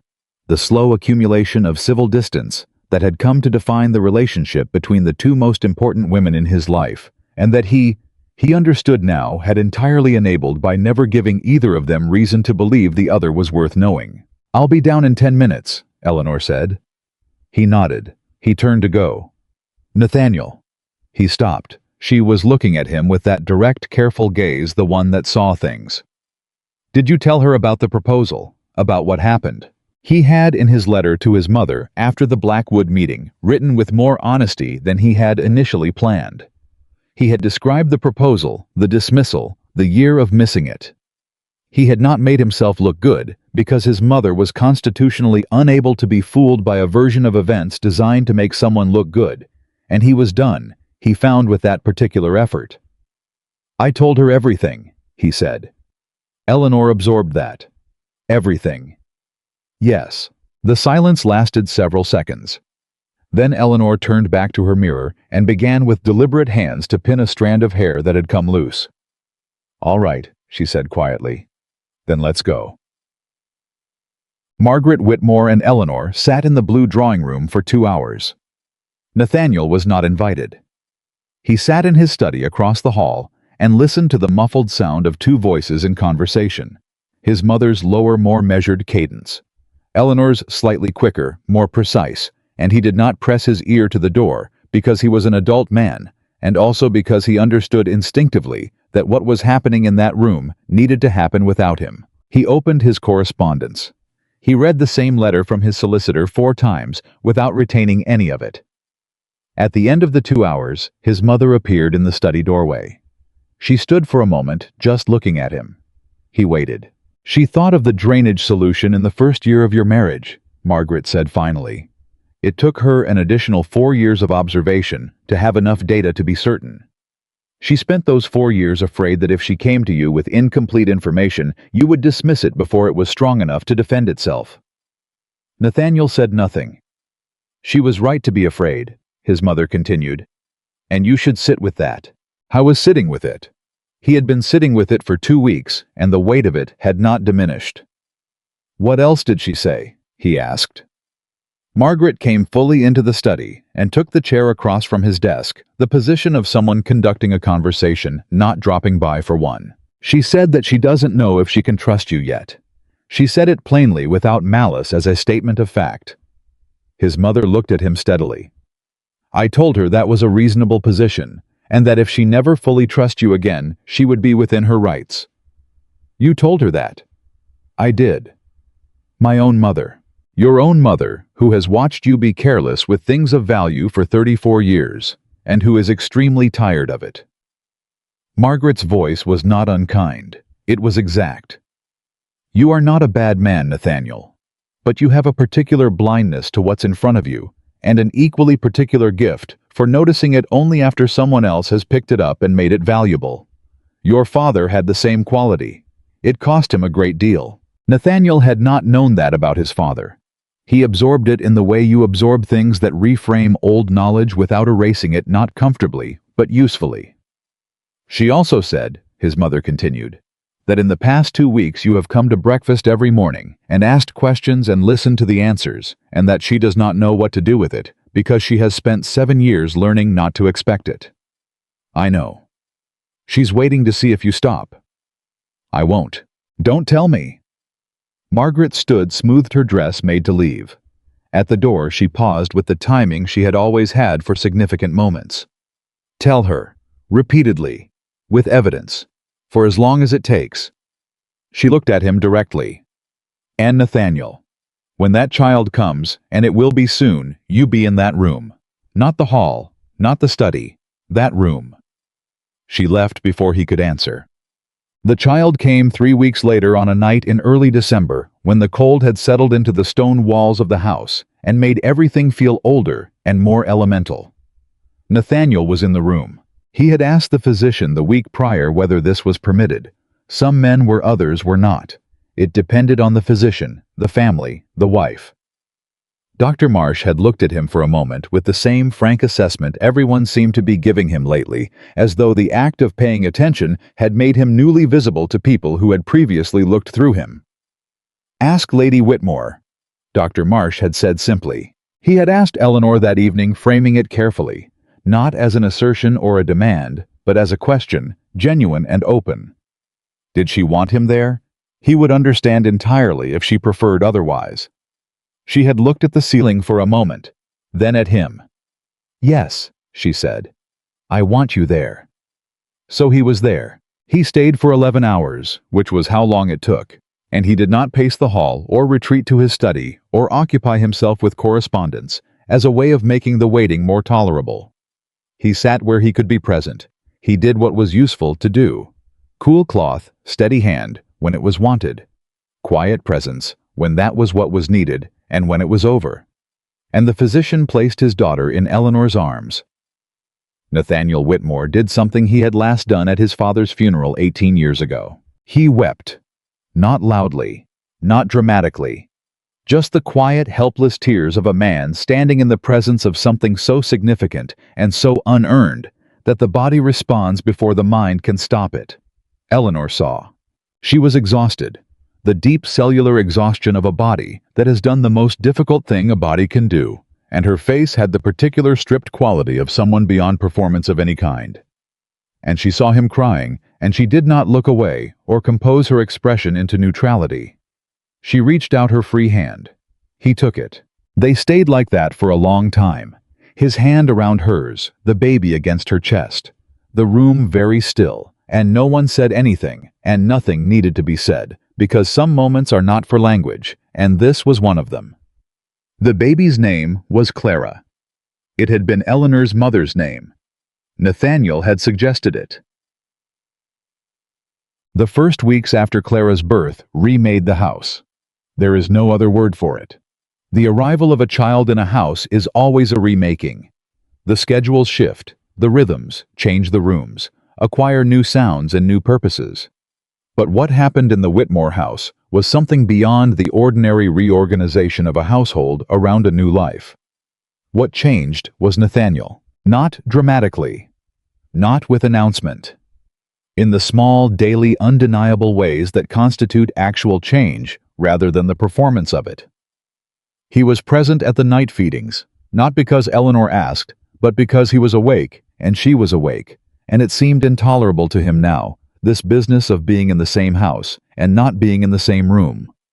He learned with the clumsy earnestness of a man encountering something entirely new, the specific requirements of an infant, the particular way Clara preferred to be held when she was working toward sleep, the difference between her hungry cry and her uncomfortable one, the fact that she calmed to a low sustained hum in a way she did not calm to voices. He learned this because he was there. He was there, and therefore he learned it, and the learning was its own reward in a way that he had not expected, and that surprised him every time, because every time he understood something new about his daughter, he felt alongside the understanding the hollow awareness of all the things he would have missed if he had continued to conduct his life the way he had been conducting it. Eleanor watched all of this. She did not comment directly. She was not a woman who offered reassurance as a reflex. She had learned over 7 years to spend her reassurance carefully only on things that had earned it. What she did instead was adjust incrementally the way she moved around him. The doors that had been closed that were now open. The mornings where she brought her correspondence to the room he was in rather than her separate sitting room. The evenings where she sat near him rather than across from him. Small things. Geographic things. The language of proximity. He noticed. He noticed all of it. He had developed in these weeks a particular attentiveness to Eleanor that felt like learning to see a color he had previously been blind to. Once it was visible, it was everywhere, and he could not understand how he had missed it for so long. It was on a Tuesday morning 3 weeks after Clara's birth that the first real rupture came. I didn't see it coming. He should have. Looking back, he would understand that he should absolutely have seen it coming, because it announced itself in the way such things always do not, with drama, but with the small specific detail that contains the whole wound inside it. I was in the breakfast room when Lord Pembroke arrived. Pembroke did not send ahead. He never did. It was a social habit that Nathaniel had always found mildly irritating and had never felt entitled to object to because Pembroke outranked him in the particular ways that mattered in Yorkshire's interlocking social architecture. He arrived at 10 in the morning with his steward and the expression of a man bringing news he has been looking forward to delivering. Nathaniel received him in the drawing room. They exchanged the necessary preliminaries. Pembroke asked after Eleanor and the new child with the perfunctory interest of someone moving through an agenda. Nathaniel answered. And then Pembroke leaned forward in his chair with the specific positioning of someone about to get to the point. Heard an interesting thing last week, Pembroke said, from Cavendish, about the Blackwood arrangement. The drainage work is progressing well. We're ahead of schedule. Yes, the drainage. That's one part of it. Pembroke glanced at his steward, who found something interesting to look at on the opposite wall.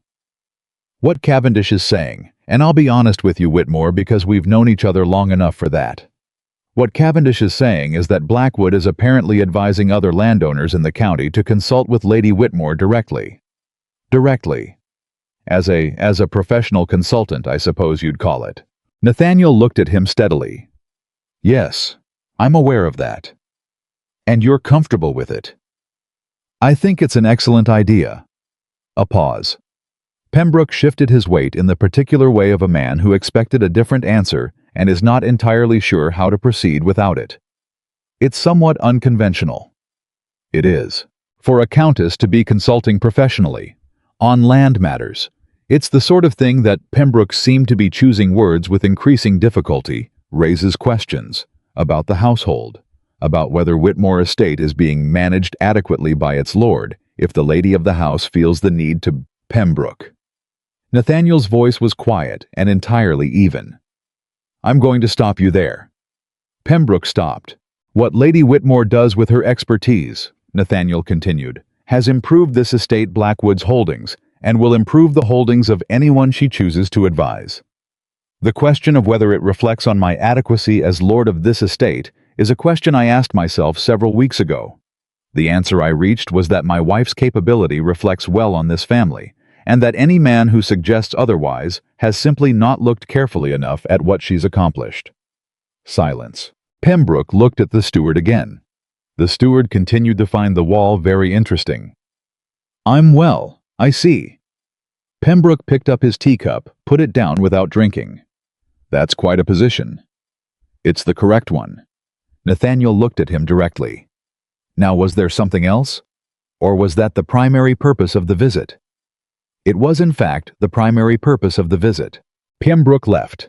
20 minutes later, and Nathaniel stood in the entrance hall after the carriage had gone and absorbed the particular quality of what had just happened. The small, sharp satisfaction of having said the true thing in the moment it needed to be said, which was a feeling he was not used to and which he found he wanted to repeat. He went to find Eleanor. She was in the nursery with Clara, sitting in the chair by the window with the baby against her shoulder and a book open in her other hand. She could do this, read and hold a sleeping infant simultaneously, with a competence that impressed him every time. Not because it was difficult, but because it was so entirely her, the practical multitasking, the refusal to let anything be idle time. She looked up when he came in. He told her about Pembroke. All of it what Pembroke had implied, what he had answered, the exact words as best he could remember them.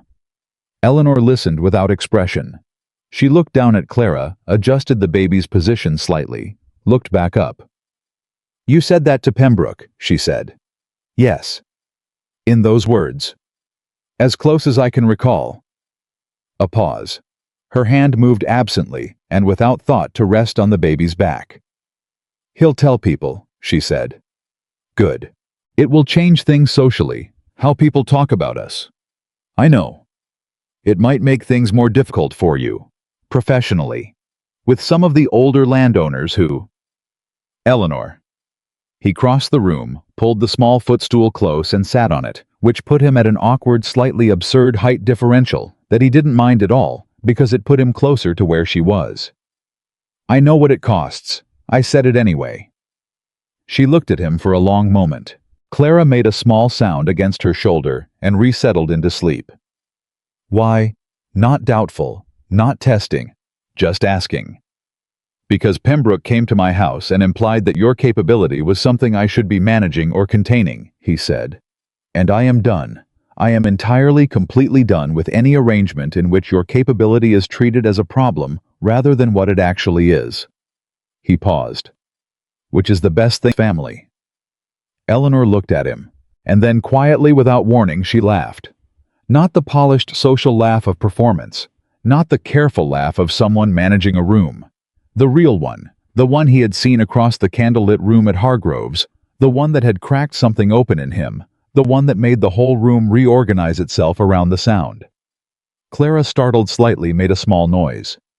Eleanor laughed more quietly, muffling it, pressing her lips together against it, and her eyes were bright. "I'm sorry," she managed, and she was clearly not sorry at all. "I'm picturing his face." It was an excellent face. "I wish I had been there." "Next time," Nathaniel said, "you will be." And something in the room shifted, not dramatically, not with announcement, but shifted the way the light shifts when a cloud moves, a change in quality, a change in what's visible. She was still laughing quietly against Clara's hair. He watched her, and the feeling in his chest was not the satisfying warmth of being admired, which was what he had mistaken for love for a very long time. It was something older and more specific than that. It was the feeling of a man watching the most important person in his world be happy and knowing for the first time, really knowing that he had something to do with it. He held on to that. He intended to keep holding on to it for the rest of his life. The consulting arrangement formalized itself faster than anyone expected. Blackwood sent the first referral within a week of their conversation at the door. A letter to Eleanor from Sir Edmund Hardcastle, who owned 3 properties in the East Riding with drainage and soil depletion issues that had resisted his current land agent's solutions for 6 years. Eleanor replied, accepted, arranged a meeting. Nathaniel drove her. It was not a grand gesture, and he did not frame it as one. He simply appeared at the door at the arranged time with the carriage and the information that he had no pressing obligations that morning and that the East Riding Road was better with a second person who knew the area. Eleanor looked at him from the doorway. "You don't have to come," she said. "I know. I've managed visits alone before."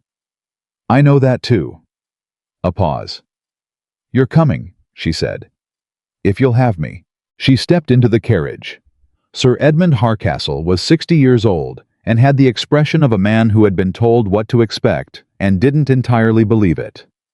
That expression lasted approximately 15 minutes into Eleanor's assessment of his eastern property before it reorganized itself into something that looked a great deal like relief. Nathaniel watched from near the fence line as Eleanor walked the field with Hardcastle's steward pointing, asking, listening. She had Clara's shawl still folded in the bag she'd brought she was nursing and had packed for every contingency, and there was something about that detail, the presence of the new baby, in the fabric of this professional encounter that struck him as essential rather than incongruous. Eleanor did not separate herself into parts. She was the mother and the consultant and the wife and the observer all at once, and the effort of maintaining those separate performances that other people attempted was energy. She had always directed elsewhere toward the work, toward the problem in front of her. Hardcastle came to stand beside Nathaniel at the fence. "She's remarkable," Hardcastle said, watching Eleanor. "Not inappropriate, just accurate, the recognition of one person of substance by another." "She is," Nathaniel said. "How long has she been doing this kind of work?" "She has been developing this expertise for approximately 7 years." He paused. "It has only recently been properly recognized." Hardcastle glanced at him sideways, and Nathaniel understood that Hardcastle was with the subtext reading ability of the English landowning class, understanding a great deal from a small number of words. "Well," Hardcastle said, "better late than not at all, I suppose." "Much better," Nathaniel said. "Though the timing is something I'll spend considerably longer accounting for." They stood in the November field and watched Eleanor solve a problem that had defeated 6 years and one professional land agent and whatever Hardcastle himself had attempted, and she solved it with the particular focused energy of someone doing exactly the thing they were built to do. Nathaniel felt standing there the specific quality of a man who has come very close to a great loss and has managed through fortune and his own late-arriving decency to pull back from the edge of it. It was not comfortable, that feeling. It was not supposed to be. But underneath it, underneath the reckoning and the accountability and the ongoing work of being different than he had been, there was something he had not felt in a very long time. He was proud of her. He was proud of Eleanor Whitmore. He was proud to be in this field. He was proud to have driven here and to be standing at this fence and to be the man who would drive her home. He had been proud of the title, the estate, the table at Hargrove's, the attention of a charming woman. All of it, he now understood, was the wrong direction. The right direction was here. It was always here. He just hadn't looked. That night, after Clara was settled and the house had gone quiet, with the particular quietness of winter evenings in Yorkshire, Eleanor knocked on the door of his study. She had never done that before. It had always been him at her door, knocking carefully, framing himself as a guest in a room he was learning to be welcome in. Her knocking on his door was new. He registered the significance of it before he registered anything else. "Come in." She came in. She did not sit immediately. She stood near the doorway for a moment, and he recognized the look, Eleanor deciding something. Eleanor on the near side of a conclusion she hadn't quite reached yet. "Today was good," she said finally. "It was. Hardcastle will implement the plan." He seemed entirely convinced. She moved further into the room, settled into the chair across from his desk, the chair his mother had used. He noticed the chair of someone conducting a real conversation. "I've been thinking," she said, "about what you said to Pembroke." He waited. "I've been thinking about it because it was—" She stopped, started again. "Because I have spent 7 years being careful about how much space I take up, how much I say, how many opinions I offer.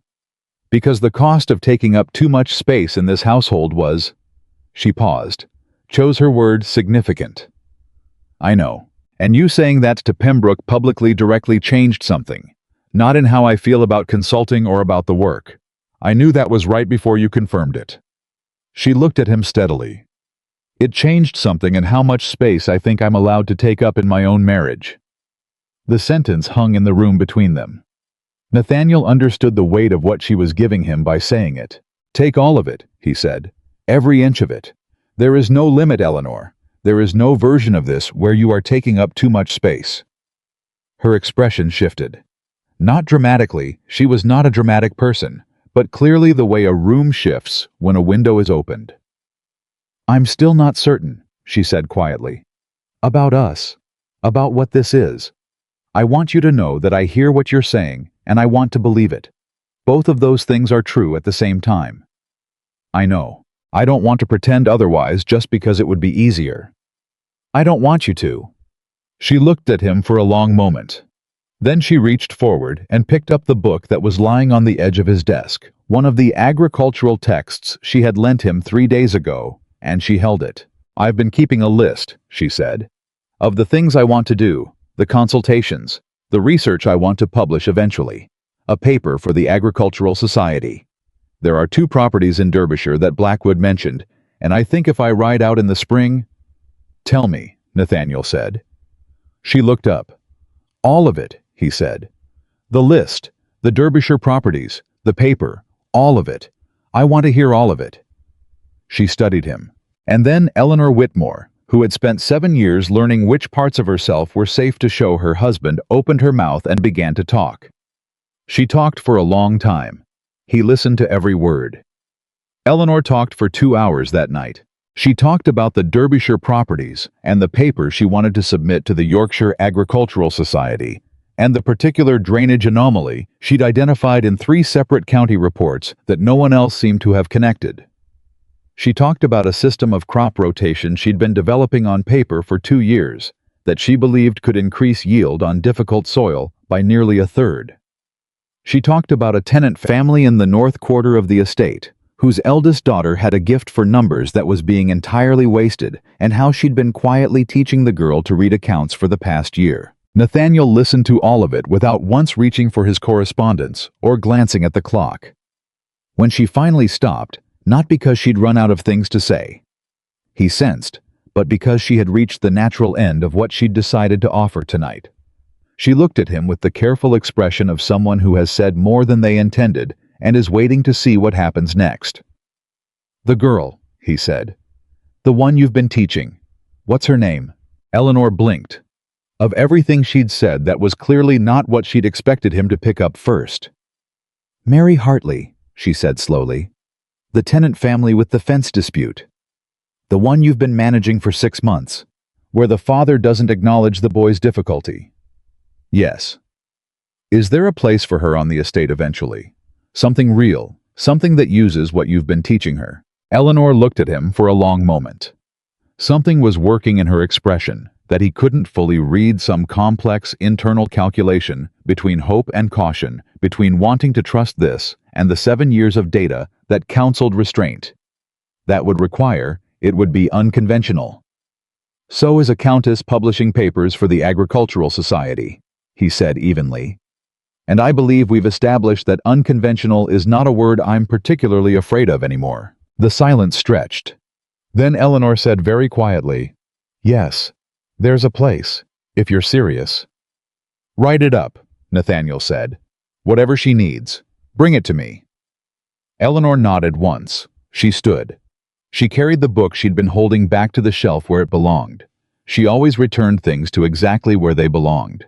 He'd noticed, as if she understood, that order was something you maintained through constant small effort, rather than occasional grand reorganization. At the door she paused. Thank you, she said, for tonight. You don't have to thank me for listening. I know.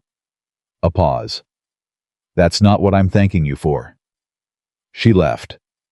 He sat in his study for a long time after turning over what she'd said. Turning over the fact that she felt gratitude for something so fundamental as being heard, and sitting with the discomfort of understanding exactly why she did. January came in hard and cold, and with it came the social reckoning that Nathaniel had known was approaching since the Pembroke visit. It arrived in the form of an invitation, or rather in the pointed absence of one. The Cavendish brothers hosted an annual winter dinner that every landowning family of consequence in the north attended. It was the kind of event that existed not for pleasure, but for the maintenance of the social architecture. Relationships were confirmed or questioned. Their alliances were signaled. Positions were assessed. Nathaniel had attended every year for 12 years. The invitation always arrived in the first week of January. This year, it did not arrive. He noticed on a Wednesday. By Thursday, he had confirmed through 2 separate channels that Lord Pembroke had attended the Cavendish estate the previous weekend, and that the guest list for the winter dinner had been discussed. By Friday, he had confirmation that Eleanor's name had been the subject of that discussion. The precise content came to him through his mother, who had her own channels, and who reported it to him over tea on Friday afternoon, with the clipped efficiency of someone delivering intelligence rather than gossip. Charles Cavendish, Margaret said, made a remark at Pembroke's table about the propriety of a countess conducting herself as a tradesperson. He used that word, tradesperson. Nathaniel was very still. Pembroke apparently did not disagree, his mother continued, and the invitation was extended to Lord Whitmore singular, without Lady Whitmore. The room was quiet for a moment. They assumed I'd attend anyway, Nathaniel said, without Eleanor. They assumed you'd prefer the invitation to the principal. His mother set down her cup. They're not entirely unreasonable in that assumption given your history. My history has changed. Yes, Margaret said. I know that. They do not. She looked at him directly. The question is, what you intend to do about the invitation. He already knew the answer. He had known it the moment his mother said the word tradesperson. I'm going to decline, he said. Margaret looked at him for a moment. Then she picked up her cup again. Good, she said simply, and moved on to a different subject, which was her way of indicating that a decision had been made correctly and no further discussion was required. He wrote the letter to the Cavendish brothers that evening. It was brief, courteous, and entirely clear he and Lady Whitmore would be unable to attend. He did not explain. Explanation would have suggested negotiation was possible, and it was not. He did not tell Eleanor about the letter until after it had been sent. She found out from Mrs. Forsyth, who had overheard the footman being dispatched, and she came to Nathaniel's study that afternoon with an expression he hadn't seen before, something that was both moved and troubled simultaneously. The face of a woman who has received something she wanted and is afraid of how much she wanted it. You declined the Cavendish dinner, she said. Yes. Without telling me. I didn't want you to argue me out of it. She stood very still. I wouldn't have argued you out of it. You would have told me it wasn't necessary, that you didn't mind, that I shouldn't create social difficulty on your account. A pause. That's possibly what I would have said. I know. He looked at her steadily. Which is why I sent the letter first.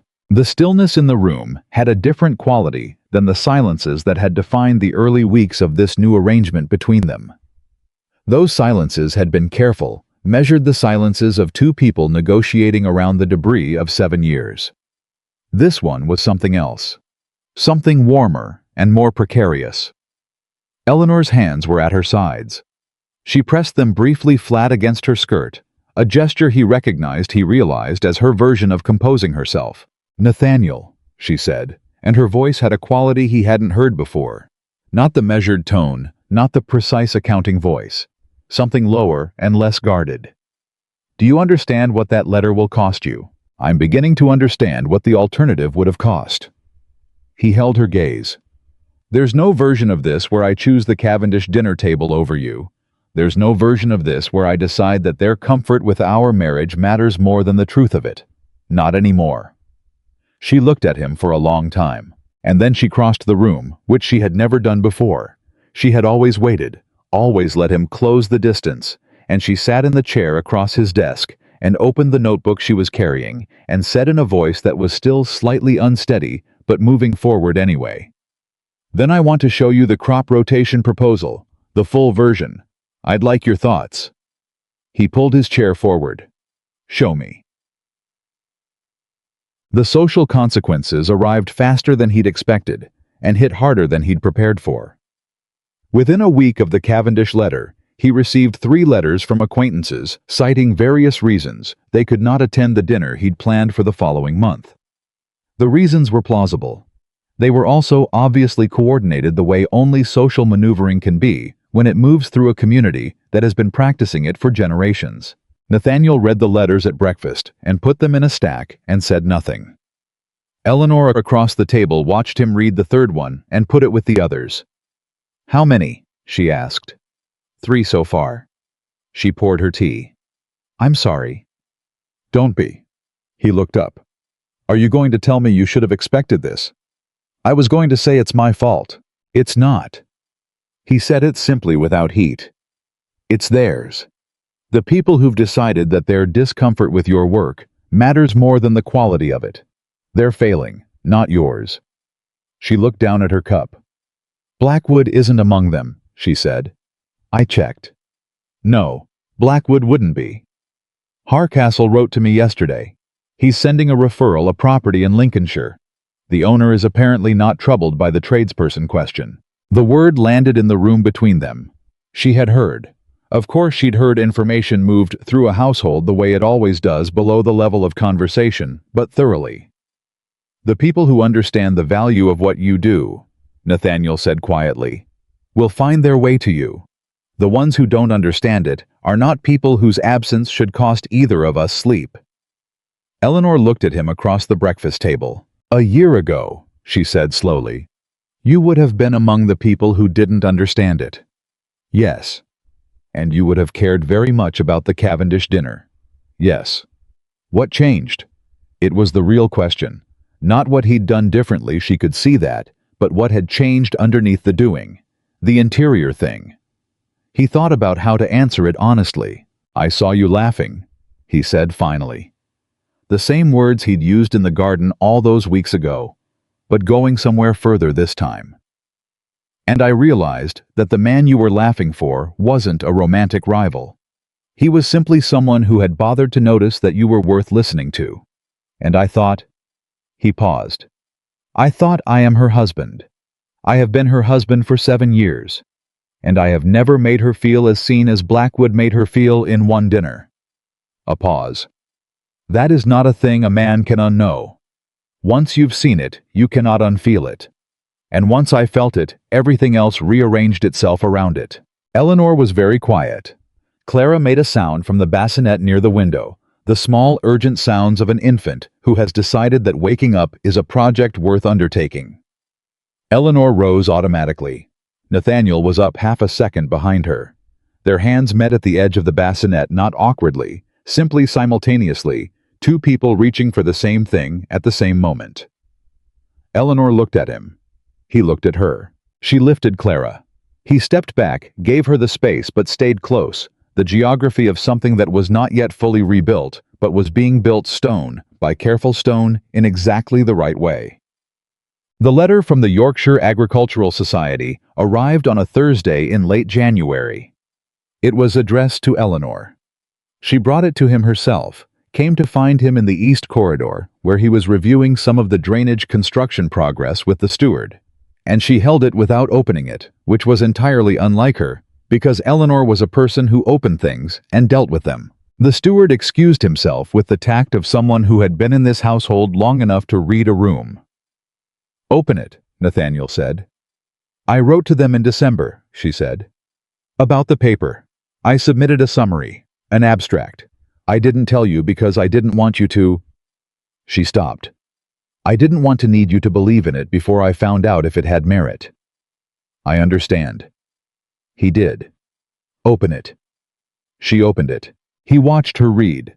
He watched her face, which gave almost nothing away, the discipline of it, the habit of containment that 7 years of a careful marriage had built in her. And then he saw the small involuntary thing that happened in her expression when she reached a specific line. Not a smile exactly. Something more interior. Something that came from a place so deep, it bypassed the learned composure entirely. They want to publish it, she said. He felt something lift in his chest. They want to publish it, she said again, as if the repetition made it more real. The full paper. They say. She looked at the letter. They say it is among the most original contributions to drainage engineering they have received from any source. Any source, he repeated. She looked up. Eleanor. He took a step toward her. That paper is the best thing you've produced from 7 years of work that was done entirely without acknowledgement. Publish it. Put your name on every word of it. Her jaw tightened slightly. Not with distress, with the particular effort of someone holding on to their composure, because letting go of it in a hallway in front of the drainage construction review felt like more than she'd planned for today. I already put my name on it, she said. Her voice was even, but her eyes were very bright. Eleanor Ashford Whitmore. I used both names, in case anyone wondered about the Ashford connection. Her mother's name. The name she'd put on Clara. Both names, he said. Both names. He did the thing he had been careful about. The thing he'd been calibrating constantly against what she'd given him permission to assume and what she hadn't. He crossed the remaining distance between them and put his arms around her carefully and without demand, the way you hold something you are afraid of breaking. She stood in it for a moment. Then her arms came up and she held on. Not briefly. Not with the polite duration of social embraces. She held on the way a person holds on when they have been holding everything alone for a very long time, and the holding has been heavier than they've admitted to themselves. And she did not say anything because she didn't need to, because some things don't need language any more than the eastern fields needed someone to explain to them why the water finally had somewhere to go. He held her in the hallway, and she held him back, and neither of them moved for a long time. February brought the real test. Not from the Cavendish brothers, or Pembroke, or the social machinery of Yorkshire landowning society. Those had been ultimately manageable. The cost of principle is usually legible and finite, and can be planned for. The real test came from inside the house. It arrived in the form of a conversation Nathaniel was not supposed to hear. How was returning from the stables on a February afternoon, coming through the side entrance, rather than the front, because the path was shorter, and he'd been out longer than he planned. He was moving through the back corridor when he heard voices from the small sitting room, the one off the kitchen passage that the household staff sometimes used in the afternoon. One voice was Mrs. Forsyth's. The other was a voice he placed after a moment Nora Eleanor's lady's maid. How was not under ordinary circumstances. A man who stopped in corridors to listen to his servants' conversations. But he stopped now because he heard his own name and the particular urgency in Nora's voice, and because something in the quality of the exchange, its lowered register, its particular intensity told him he was about to hear something real. She told me herself, Nora was saying. The letter that came, the one with the London postmark. What letter? Mrs. Forsyth's voice. From Miss Fairfax. She wrote to her ladyship. Nathaniel went very still. Wrote to... Mrs. Forsyth stopped. When? Last week. Her ladyship read it in her room, and she said nothing to anyone. But I saw her face after. I brought in the afternoon tray, and she was just sitting there, holding it. The corridor was very quiet. What did the letter say? Mrs. Forsyth asked. I don't know the whole of it, but her ladyship left it on the desk, and I couldn't help but see it wasn't hidden the end of it. Miss Fairfax wrote that she bore no ill will, that she understood now why Lord Whitmore had ended things, and that she hoped, Nora paused, that she hoped Lady Whitmore knew what she had, that some women never get to find out whether their husband would choose them in the end. The silence that followed was long enough that Nathaniel became aware of his own breathing. Does his lordship know about the letter? Mrs. Forsyth asked. I don't think so. Good. That's between her ladyship and... Nathaniel moved away from the corridor before he could hear more. He went to his study. He sat down. He sat without moving for a long time. Caroline had written to Eleanor. He thought about Eleanor reading that letter alone in her room. He thought about sitting with the information that the woman her husband had been seeing had written to express hope that Eleanor knew what she had. He thought about what it must feel like to hold that letter, the confirmation of the affair fully in hand, in someone else's handwriting, with the particular irreversibility of written things. And Eleanor had said nothing to him. She had read it, held it, folded it. And then the next morning she had come to breakfast and shown him the crop rotation projections, and asked a question about the Lincolnshire property timeline, and simply continued. He did not know what to do with that. He sat with it for the rest of the afternoon, and by the time evening came, he understood that he had two choices. Pretend he hadn't heard, or tell her. Pretending he hadn't heard was the comfortable choice. It was also, he recognized with the clarity that had been developing in him over these weeks, like a photographic image slowly becoming visible, precisely the wrong choice. The old Nathaniel would have taken it, would have filed the information under things that were better not addressed and moved forward. He was not that Nathaniel anymore. Or he was trying not to be. He found Eleanor in the nursery. She was nursing Clara, the household quiet around them, the lamp low. She looked up when he came in, not startled, just attentive.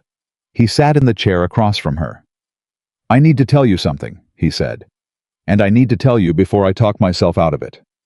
She waited. "I overheard Nora and Mrs. Forsyth this afternoon. I wasn't deliberately listening, but I heard enough to know that you received a letter from Caroline Fairfax." Eleanor's expression did not change, but her hand resting on Clara's back pressed slightly more firmly. "You overheard that," she said. "Yes. And you're telling me?" "Yes." A silence. "I could have pretended I hadn't heard," he said. "A year ago I would have. I would have made it easier on myself and told myself it was to protect you.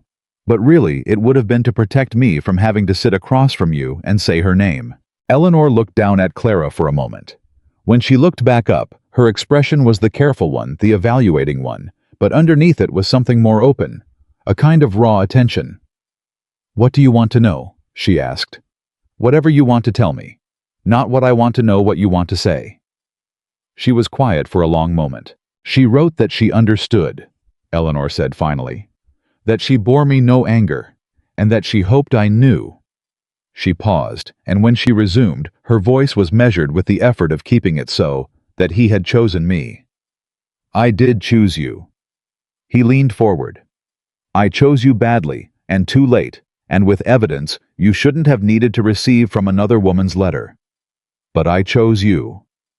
"I know." Her voice was very quiet. "That's the part that's—" She stopped. "Hard," he said. "Yes. Because it should have been clear before Caroline Fairfax needed to write it in a letter." "Yes." He held that. He did not try to move past it or smooth it over, or find a way to make it smaller than it was. "I'm sorry," he said, "for the letter existing, for the reason it could be written, for every part of this that required her to have information about our marriage." Eleanor looked at him. "She didn't write it cruelly," Eleanor said. That's the strange part. She wrote it as though she genuinely meant it, as though she was giving me something she thought I might need. She's not a cruel person." "No." A pause. That made it harder to read somehow. Cruelty would have been easier to put down. He understood that. He understood it completely. Clara had finished nursing. Eleanor lifted her to her shoulder. The routine unconscious motion of a mother managing the immediate physical world of a small being while navigating the emotional world of an adult one. "I didn't tell you," Eleanor said, "because I didn't know what telling you would mean. Whether it was the kind of thing that should be brought into the open or kept private. Whether saying it aloud would help or simply reopen something. And now that it's open," she looked at him steadily across the low-lit room. "I think," she said carefully, "that I needed to hear you say you chose me. Not the estate, not the propriety of it. Me." She adjusted Clara. "I've been watching you change for 2 months. I've been noting it, cataloging it the way I catalog everything, measuring it against the evidence I have. Trying to determine whether it's real or whether I'm allowing myself to see what I want to see, because it's easier than the alternative." "It's real," he said. "I need more time to be certain." "Take all the time you need." "Don't say that as though it costs you nothing," she said sharply, not unkindly, but with the precision of a woman who does not accept comfortable vagueness from anyone, including herself. "It costs you something to wait. I want you to acknowledge that." He blinked. Then he almost smiled, because even here, even in this conversation, she was refusing to let him take the easy version of the feeling. "It cost me a great deal," he said. "Every morning I come to breakfast, hoping to be a little further from the man I was. And I don't know how you're measuring the distance, and I don't know when the measurement will be sufficient. It is yes, it costs something." She looked at him. Something in her face shifted. "Good," she said quietly. "That's the honest answer. I'm trying to give you only honest answers now. I know." She pressed her lips to the top of Clara's head for a moment. "I'm trying to believe them." The paper was published in March. Eleanor Ashford Whitmore, the byline read. The full name as she had written it. Blackwood sent a letter of congratulations that arrived the same morning as the journal, written in his characteristic sparse style. Well done. Anticipated. Long overdue. 3 sentences. She read it twice and folded it carefully and put it with the other letters she kept in the upper left drawer of her desk. Nathaniel framed the journal page. He did it without telling her. He had a craftsman in Leeds create a frame, and he had the page mounted, the title page, with her name and the title of the paper and the journal masthead, and he hung it in the main corridor of the house. Not her sitting room, not a private space. The main corridor where every visitor who entered the house would see it. Eleanor found it on a Tuesday afternoon. She stood in front of it for a long time. He watched her from the top of the stairs, not announcing himself, because this was a moment that belonged to her, and he was only going to be a witness to it. She reached out and touched the frame. Just briefly. One finger at the edge. Then she turned and looked directly up at the staircase, and he understood that she had known he was there from the beginning, because Eleanor always knew where people were in a room, had always been watching more than she showed. The main corridor, she said. Yes. Where everyone will see it. That was the intention. She looked at the framed page again, then back at him. You're making a public statement, she said. I'm hanging a fact on a wall, he said. That my wife produced a work of original scholarship that was published by the premier agricultural society in the north of England. It belongs in the corridor. It should have had a wall years ago. Eleanor's chin lifted slightly. The gesture she made when she was holding something internal that was pushing against the composure she'd spent a lifetime building. Come down, she said. He came down the stairs. She met him at the bottom. She was looking at him with the direct, full, entirely unguarded look that he had only seen from her in a handful of moments in the nursery. The night he stayed all night in the chair in the hallway, when he held her after the letter came, in the breakfast room when he told her about Pembroke. The look of Eleanor Whitmore without the careful management. I want to tell you something, she said. He waited. I've been keeping the accounting of you, she said. Every morning, every breakfast, every letter you chose, every dinner you declined, every time you came to the nursery at 3 a.m, not because I asked, but because you were there. She paused. I've been keeping count. The way I keep all counts. I know. The count is... She stopped. The count is becoming difficult to argue with. He did not move. He let that land exactly where it landed. I'm not there yet, she said. I want to be clear about that. I'm not, I haven't... She pressed her lips together briefly. But I am less far than I was. Less far is everything, he said. Less far is more than I had a right to hope for. She looked at him for one more moment. Then she turned back toward the corridor, toward the framed page with her name on it, and she straightened her shoulders, and she said almost to herself, Eleanor Ashford Whitmore. Both names, her mother's and his. The ones she had chosen to carry together into the one place that finally made them matter, a corridor in a Yorkshire house where everyone who entered would see exactly who she was. He stood at the bottom of the stairs, and he watched her read her own name on the wall of her own home. And he understood in a way that was no longer abstract or intellectual, but physical and irreversible, the way you understand things that have finally finished arriving, that this woman was the most remarkable person he had ever known. And that he had spent 7 years acting as though she were the furniture. And that the rest of his life, however long it ran, would be the account of what he chose to do instead. The spring came the way it always did in Yorkshire, not gently, not all at once, but in argument with the winter, the cold giving ground reluctantly, one field at a time.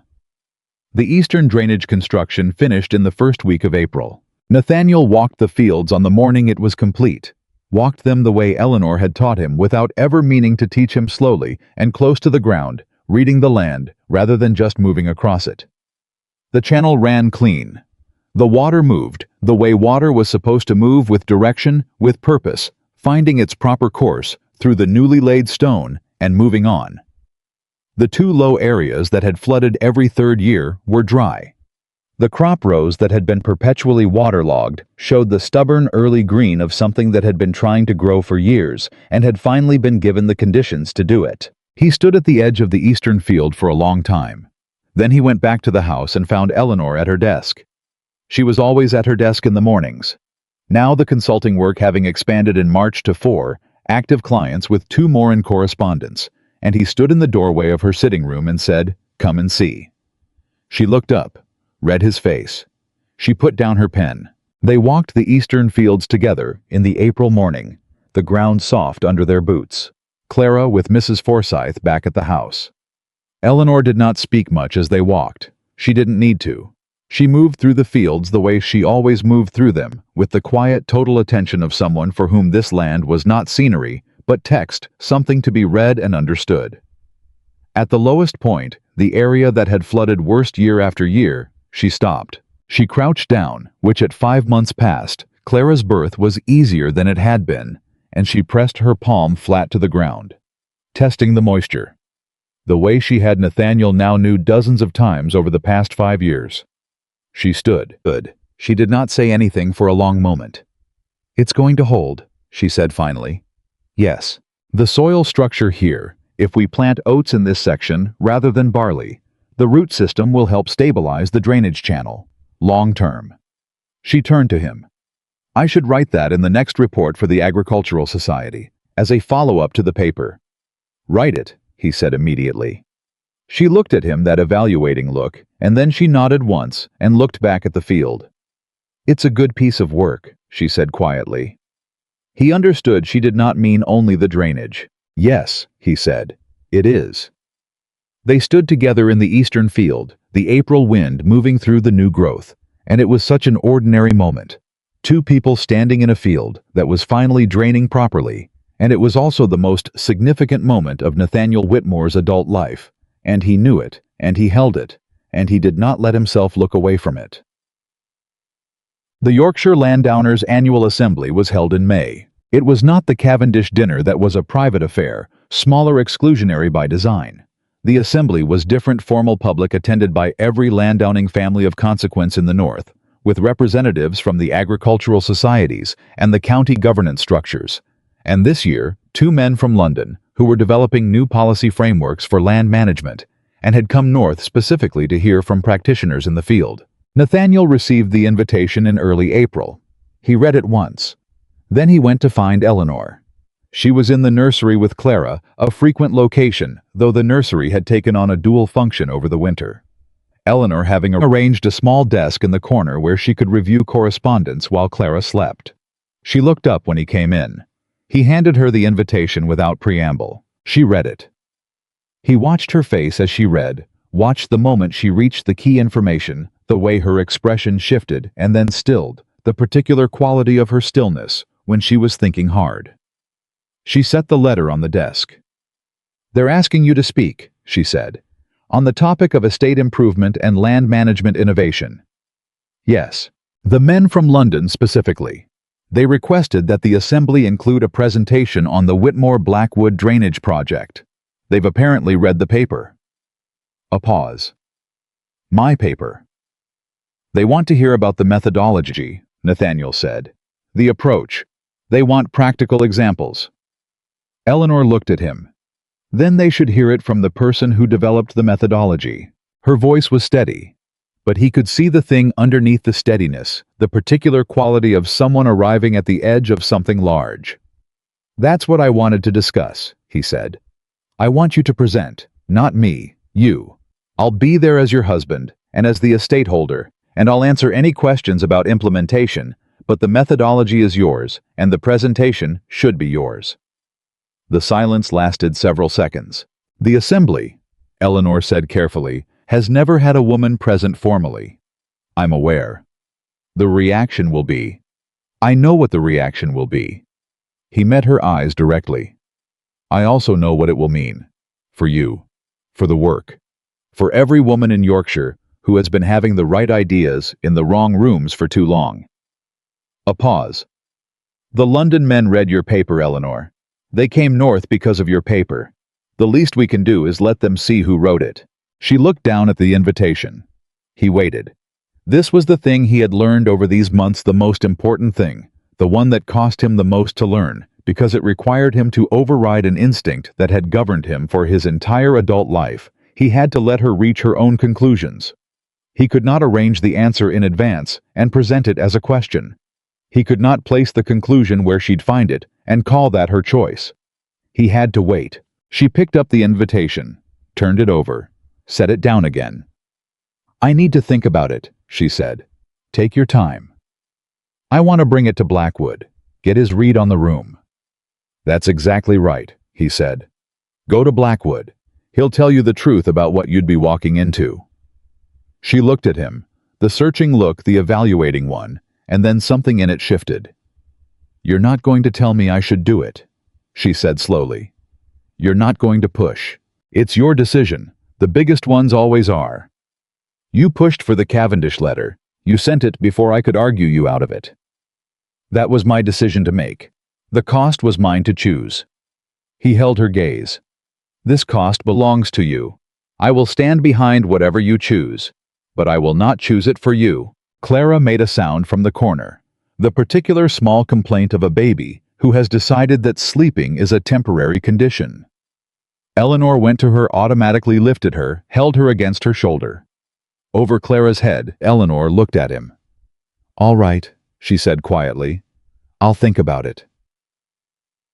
She met with Blackwood the following week. Nathaniel did not ask what was discussed. He waited. She came home on a Thursday afternoon, and she walked directly to his study without removing her coat, and she stood in the doorway and she said, "He said the room will be difficult. Some of the older men will leave. Pembroke will almost certainly make a remark." "Yes. He said the London representatives will stay and listen, and that what they do with what they hear will be more important than anything the Yorkshire men think about it in the moment." Blackwood is right. He also said. She paused, and something crossed her face that was close to a smile, but steadier, more internal than a smile. He said that the only woman in that room will be the most qualified person in it, and that if the assembled landowners of Yorkshire cannot manage to sit still for 40 minutes and hear the truth about their own land from the person who understands it best, then that is their problem and not mine. Nathaniel let out a breath. That, he said, is exactly correct. Eleanor looked at him for a long moment. "I'm going to do it," she said. He nodded. Just nodded. No celebration. No, "I knew you would," no performance of the correct response. Just the acknowledgement of a decision made and a chapter beginning. "Tell me what you need from me," he said. "I need you to sit in the front row," she said. "And I need you to not look surprised by anything I say, no matter what I say. Because if I look at you and you look uncertain, I will lose my footing. I won't look uncertain. Promise me." "Eleanor." He met her eyes without flinching. "I have heard you speak on this subject for months. I have read the paper 4 times. I have walked those fields with you and watched you solve problems that defeated every other person who looked at them." He paused. "There is nothing you will say in that room that will surprise me, because I have been paying attention." She held his gaze. Then she turned and walked back toward her sitting room, still in her coat, already working through something in her mind. He could tell by the quality of her stride, the slight forward tilt that meant she was composing. At the door of her room she stopped. Without turning around, "Thank you." Then she went inside. He stood in the hallway, and he let himself feel fully, and without management, the particular quality of loving someone you have finally learned to see. The morning of the assembly arrived with the kind of clarity that May sometimes offers in Yorkshire, the sky fully present, the air sharp and clean, everything lit the way things are lit when the season is finally unambiguously committing itself. Eleanor was dressed before he was. He found her in her sitting room at 6 in the morning, fully composed, her presentation notes in a neat stack on her desk, Clara already with the nurse for the morning. She was reading back through the notes with the calm, focused expression of someone who has prepared thoroughly enough that reviewing is not reassurance-seeking, but simply the final pass before a craftsman puts down their tools and picks up the finished work. She looked up when he came in. "You're early," she said. "So are you." She looked back at her notes. "I'm nervous," she said. Flat statement. No shame in it, no performance of bravery. "I know. I want you to know that I'm nervous because if you see something in my face today that looks like doubt, I want you to understand It's not doubt about the work. It's—" she paused. "It's the thing that comes before something large." "Yes," he said. "I know that feeling." She gathered her notes. She stood. She was wearing the pale blue, not the same gown as Hargrove's. That one had been altered for the pregnancy and hadn't been worn since, but the same color. He did not know if it was intentional. It didn't matter. She looked as she had looked across the candlelit room 6 months ago, like a woman who had no idea that everyone in the space was about to look at her and not be able to look away. "Ready?" he asked. She straightened her shoulders, lifted her chin. "Yes," she said. The assembly hall in Leeds was full. Nathaniel had attended this event for over a decade, and he had never seen it this full.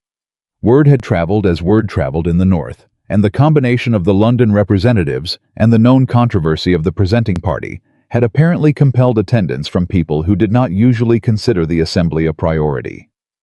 He walked in beside Eleanor. The room registered their entrance, the way the room at Hargrove's had registered hers 6 months ago. That shift in texture, the turning of heads, the subtle reorganization of attention. But this was different. At Hargrove's, she had walked in with Blackwood, and the room had been surprised by her presence. Here she walked in with her husband, and the room knew she was coming, and the quality of the attention was not surprise, but assessment. The assembled landowners of Yorkshire taking their measure. Eleanor did not falter. She walked the length of the room to the front, took her place at the presentation table, set her notes in front of her with the precise movements of someone who has arranged this exact moment in their mind many times and is now simply executing it. Nathaniel sat in the front row as he had promised. He watched the room while she organized her materials. He saw Pembroke, third row, speaking quietly to the man next to him. He saw the Cavendish brothers near the back. He saw Harcastle near the middle, who caught Nathaniel's eye and gave a brief, deliberate nod. "I'm here." He saw Blackwood near the side wall, standing rather than seated, which was how Blackwood always positioned himself when he wanted to be able to leave quickly or to see the entire room without turning. The old man's face was impassive.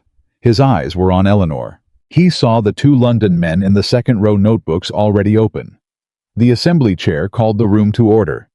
He introduced Lord Whitmore and the Whitmore-Blackwood Drainage Initiative. He noted the Yorkshire Agricultural Society publication. He mentioned the London representatives and their interest in practical methodology. He was careful and professional, and he attributed the work correctly, the paper Eleanor's name, the methodology. Then he said, "Lady Whitmore will present." Pembroke shifted in his seat. 2 men near the back exchanged a glance. Eleanor stood. She looked at her notes for exactly 1 second. Then she looked up, looked at the room, not nervously, not with the performed confidence of someone trying to hide fear, but with the direct, quiet authority of someone who is simply certain about what they know, and she began. She spoke for 42 minutes. Nathaniel did not look uncertain once. I watched the room instead. Watched it the way Eleanor had always watched rooms, with the attention of someone reading rather than performing. He watched the initial resistance in the older faces, the crossed arms, the deliberate expressions of mild interest designed to communicate the absence of real interest. He watched those expressions shift incrementally across the first 15 minutes as Eleanor moved through the technical foundations of the drainage methodology, and the precision and specificity of it became impossible to dismiss. He watched the London men's notebooks fill up. He watched Harcastle lean forward. He watched Blackwood against the side wall allow himself the small private satisfaction of someone watching a thing they helped make possible become fully itself. He watched Pembroke at the 20-minute mark stop talking to his neighbor and start listening. He watched the Cavendish brothers at minute 30 also stop. When Eleanor finished, she gathered her notes with the same precise movements with which she'd arranged them, and she sat down. There was a moment, a full, complete, unambiguous moment of silence. Then the room responded. Not the room in its entirety. Not unanimously. Not without some faces that remained carefully neutral or deliberately elsewhere. But the London men were already talking to each other and pointing at their notes, and one of them was on his feet, and Harcastle started it with his hands, and others followed, and the sound in the room was real and specific and earned. Eleanor looked straight ahead. Nathaniel leaned slightly toward her. You were extraordinary, he said quietly, just for her. She kept looking forward, but her jaw softened. One barely perceptible release of breath. The London man has his hand up, she said also quietly. He's been trying to get the chair's attention for 2 minutes. I know. A pause. I saw his notes from this angle. He wrote 6 lines during the soil retention section. Of course you saw his notes. The corner of her mouth moved, not quite a smile, something more private. The questions began. The London men asked first thorough, technical, genuinely engaged questions that Eleanor answered with the same precise authority she had brought to the presentation. Hardcastle asked about application on varied soil types. A man Nathaniel didn't know from the far side of the room asked about cost ratios. Eleanor answered all of it without consulting her notes. Then Pembroke stood. The room changed its texture slightly. Nathaniel kept his face neutral. Pembroke cleared his throat. He was not, when given sufficient audience and sufficient time to compose himself, an unintelligent man. He was a man of his age and his class, with all the blind spots those things installed. But he was not a fool, and he had spent 40 minutes being unable to find a factual flaw in what he'd heard. Lady Whitmore, Pembroke said. He paused. Something was working in his expression, the visible effort of a man arriving at a conclusion he had not expected to arrive at today. I should like to know whether this methodology can be applied to the flooding issue in my southern pastures. I have had 3 consultants look at it in 6 years, and none of them has given me a satisfactory answer. The room was very quiet. Eleanor looked at Pembroke. Nathaniel looked at Eleanor. She picked up her pen. Describe the drainage pattern, she said. Start with where the water collects first. Pembroke sat down and began to describe it. Eleanor listened. She wrote. She asked 2 clarifying questions. Then she said, without looking up from her notes, I'll need to walk the property. If you're available the week after next, we can arrange a time. Pembroke blinked. Yes, he said. That would be yes. The reception afterward lasted 2 hours. The London men spoke with Eleanor for most of it. Nathaniel stayed close, but not adjacent near enough to be present far enough that she had full ownership of the conversation, which she did not need his proximity to establish, but which he wanted her to be certain she had. At one point across the room, he met Blackwood's eyes. The older man raised his glass very slightly. Nathaniel returned the gesture.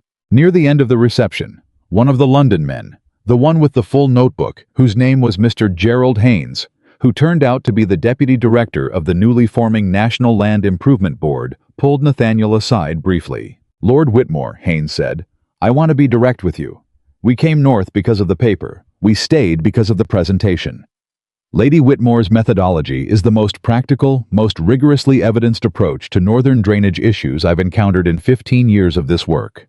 He paused. We'd like to commission a full report. Not the Agricultural Society, the board. A formal commission with appropriate compensation to develop a methodology framework that can be applied nationally. Nathaniel held his expression steady. You should speak to Lady Whitmore about that, he said. Directly. It's her work and her decision. Haynes raised an eyebrow, perhaps surprised, perhaps just noting. I intended to.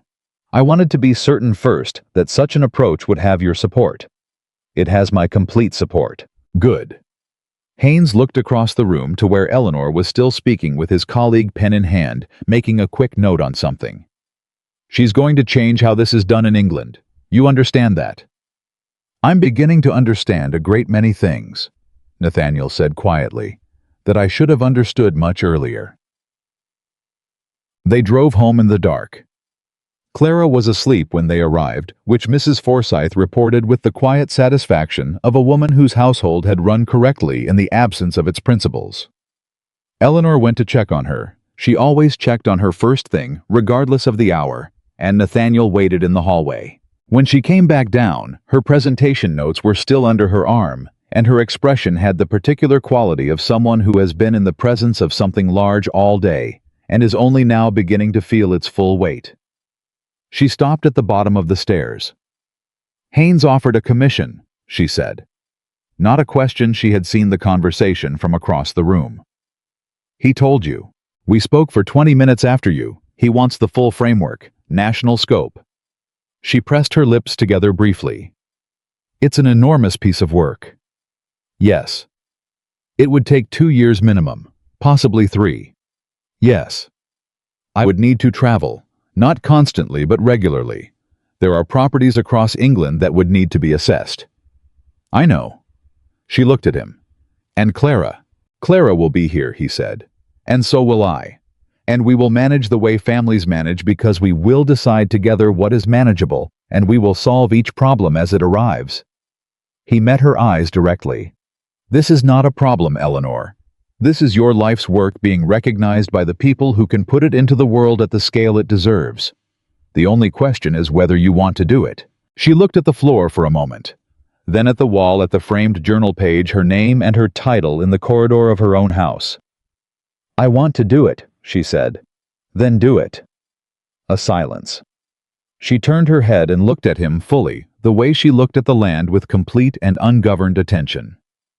I've been keeping the count, she said. You remember, I told you I was keeping count. I remember. I've been counting from November, every morning, every choice. Her voice was steady, but something underneath it was not something that was moving finally after a long stillness. I've counted over 5 months, Nathaniel. 5 months of evidence. He waited. The count, she said, is no longer close. I understood what she was telling him. Not that everything was resolved. Not that the 7 years were erased. Not that forgiveness was the same as forgetting. Eleanor was too honest for any of those simplifications. She was telling him that the evidence had reached a threshold she had not known she was going to be able to reach. She was telling him she believed him. He crossed the hallway. He took her face in his hands carefully, the way you hold something that matters, not possessively, not dramatically, but with the full weight of attention. He had spent 7 years failing to give her and intended to spend the rest of his life giving properly. He kissed her. She kissed him back, not as a beginning. They were past beginnings, past the tentative geography of two people learning whether the other was safe to approach. This was something older and more specific than beginning. This was a married couple 7 years in, standing in the hallway of a house they both loved, choosing each other with full information for the first time. When they stepped back, she had the expression she sometimes had after solving something difficult, the particular quiet satisfaction of a problem correctly resolved. The commission, she said, straightening. I'll write to Haynes tomorrow. Good. I'll need to review the terms carefully. Obviously. And I want Blackwood's read before I sign anything. Of course. She moved toward the stairs, paused with her hand on the rail. Come to breakfast tomorrow, she said. I want to start on the national framework outline. I'll need someone to argue with. He felt something in his chest that was lighter and more complete than anything he'd felt in years. I'll be there, he said. She went upstairs. He stood in the corridor for a moment in the house that was finally the right temperature under the framed journal page with her name on it, and he understood something that he would carry for the rest of his life without ever finding better words for it. He had not saved this marriage. Eleanor had. She had saved it the same way she had saved the Eastern fields, through years of patient, rigorous attention to a problem everyone else had accepted as permanent, through proposals that had been dismissed, and knowledge that had gone unread, and work that had been called unnecessary by the one person whose opinion she had most needed to be different. She had held this thing together long past the point where holding it together had earned her any return on the effort. And then when he had finally 5 months ago stumbled, blinking into the light of who she actually was, she had done the harder thing still. She had kept count. She had measured the evidence with the same precision she applied to everything she loved, and she had found him worth believing in. He turned off the lamp in the corridor. He went upstairs. He did not deserve Eleanor Whitmore. He understood that clearly, and without self-pity, the way you understand a mathematical truth, not as a wound, but as a fact to be held and worked from. What he understood with equal clarity was this: she had given him the chance to spend the rest of his life becoming someone who did. And Nathaniel Whitmore, Lord of Briarfield, husband, father, The man who had once sat at the east window table at Hargrove's and believed himself complete intended to use every single day of it.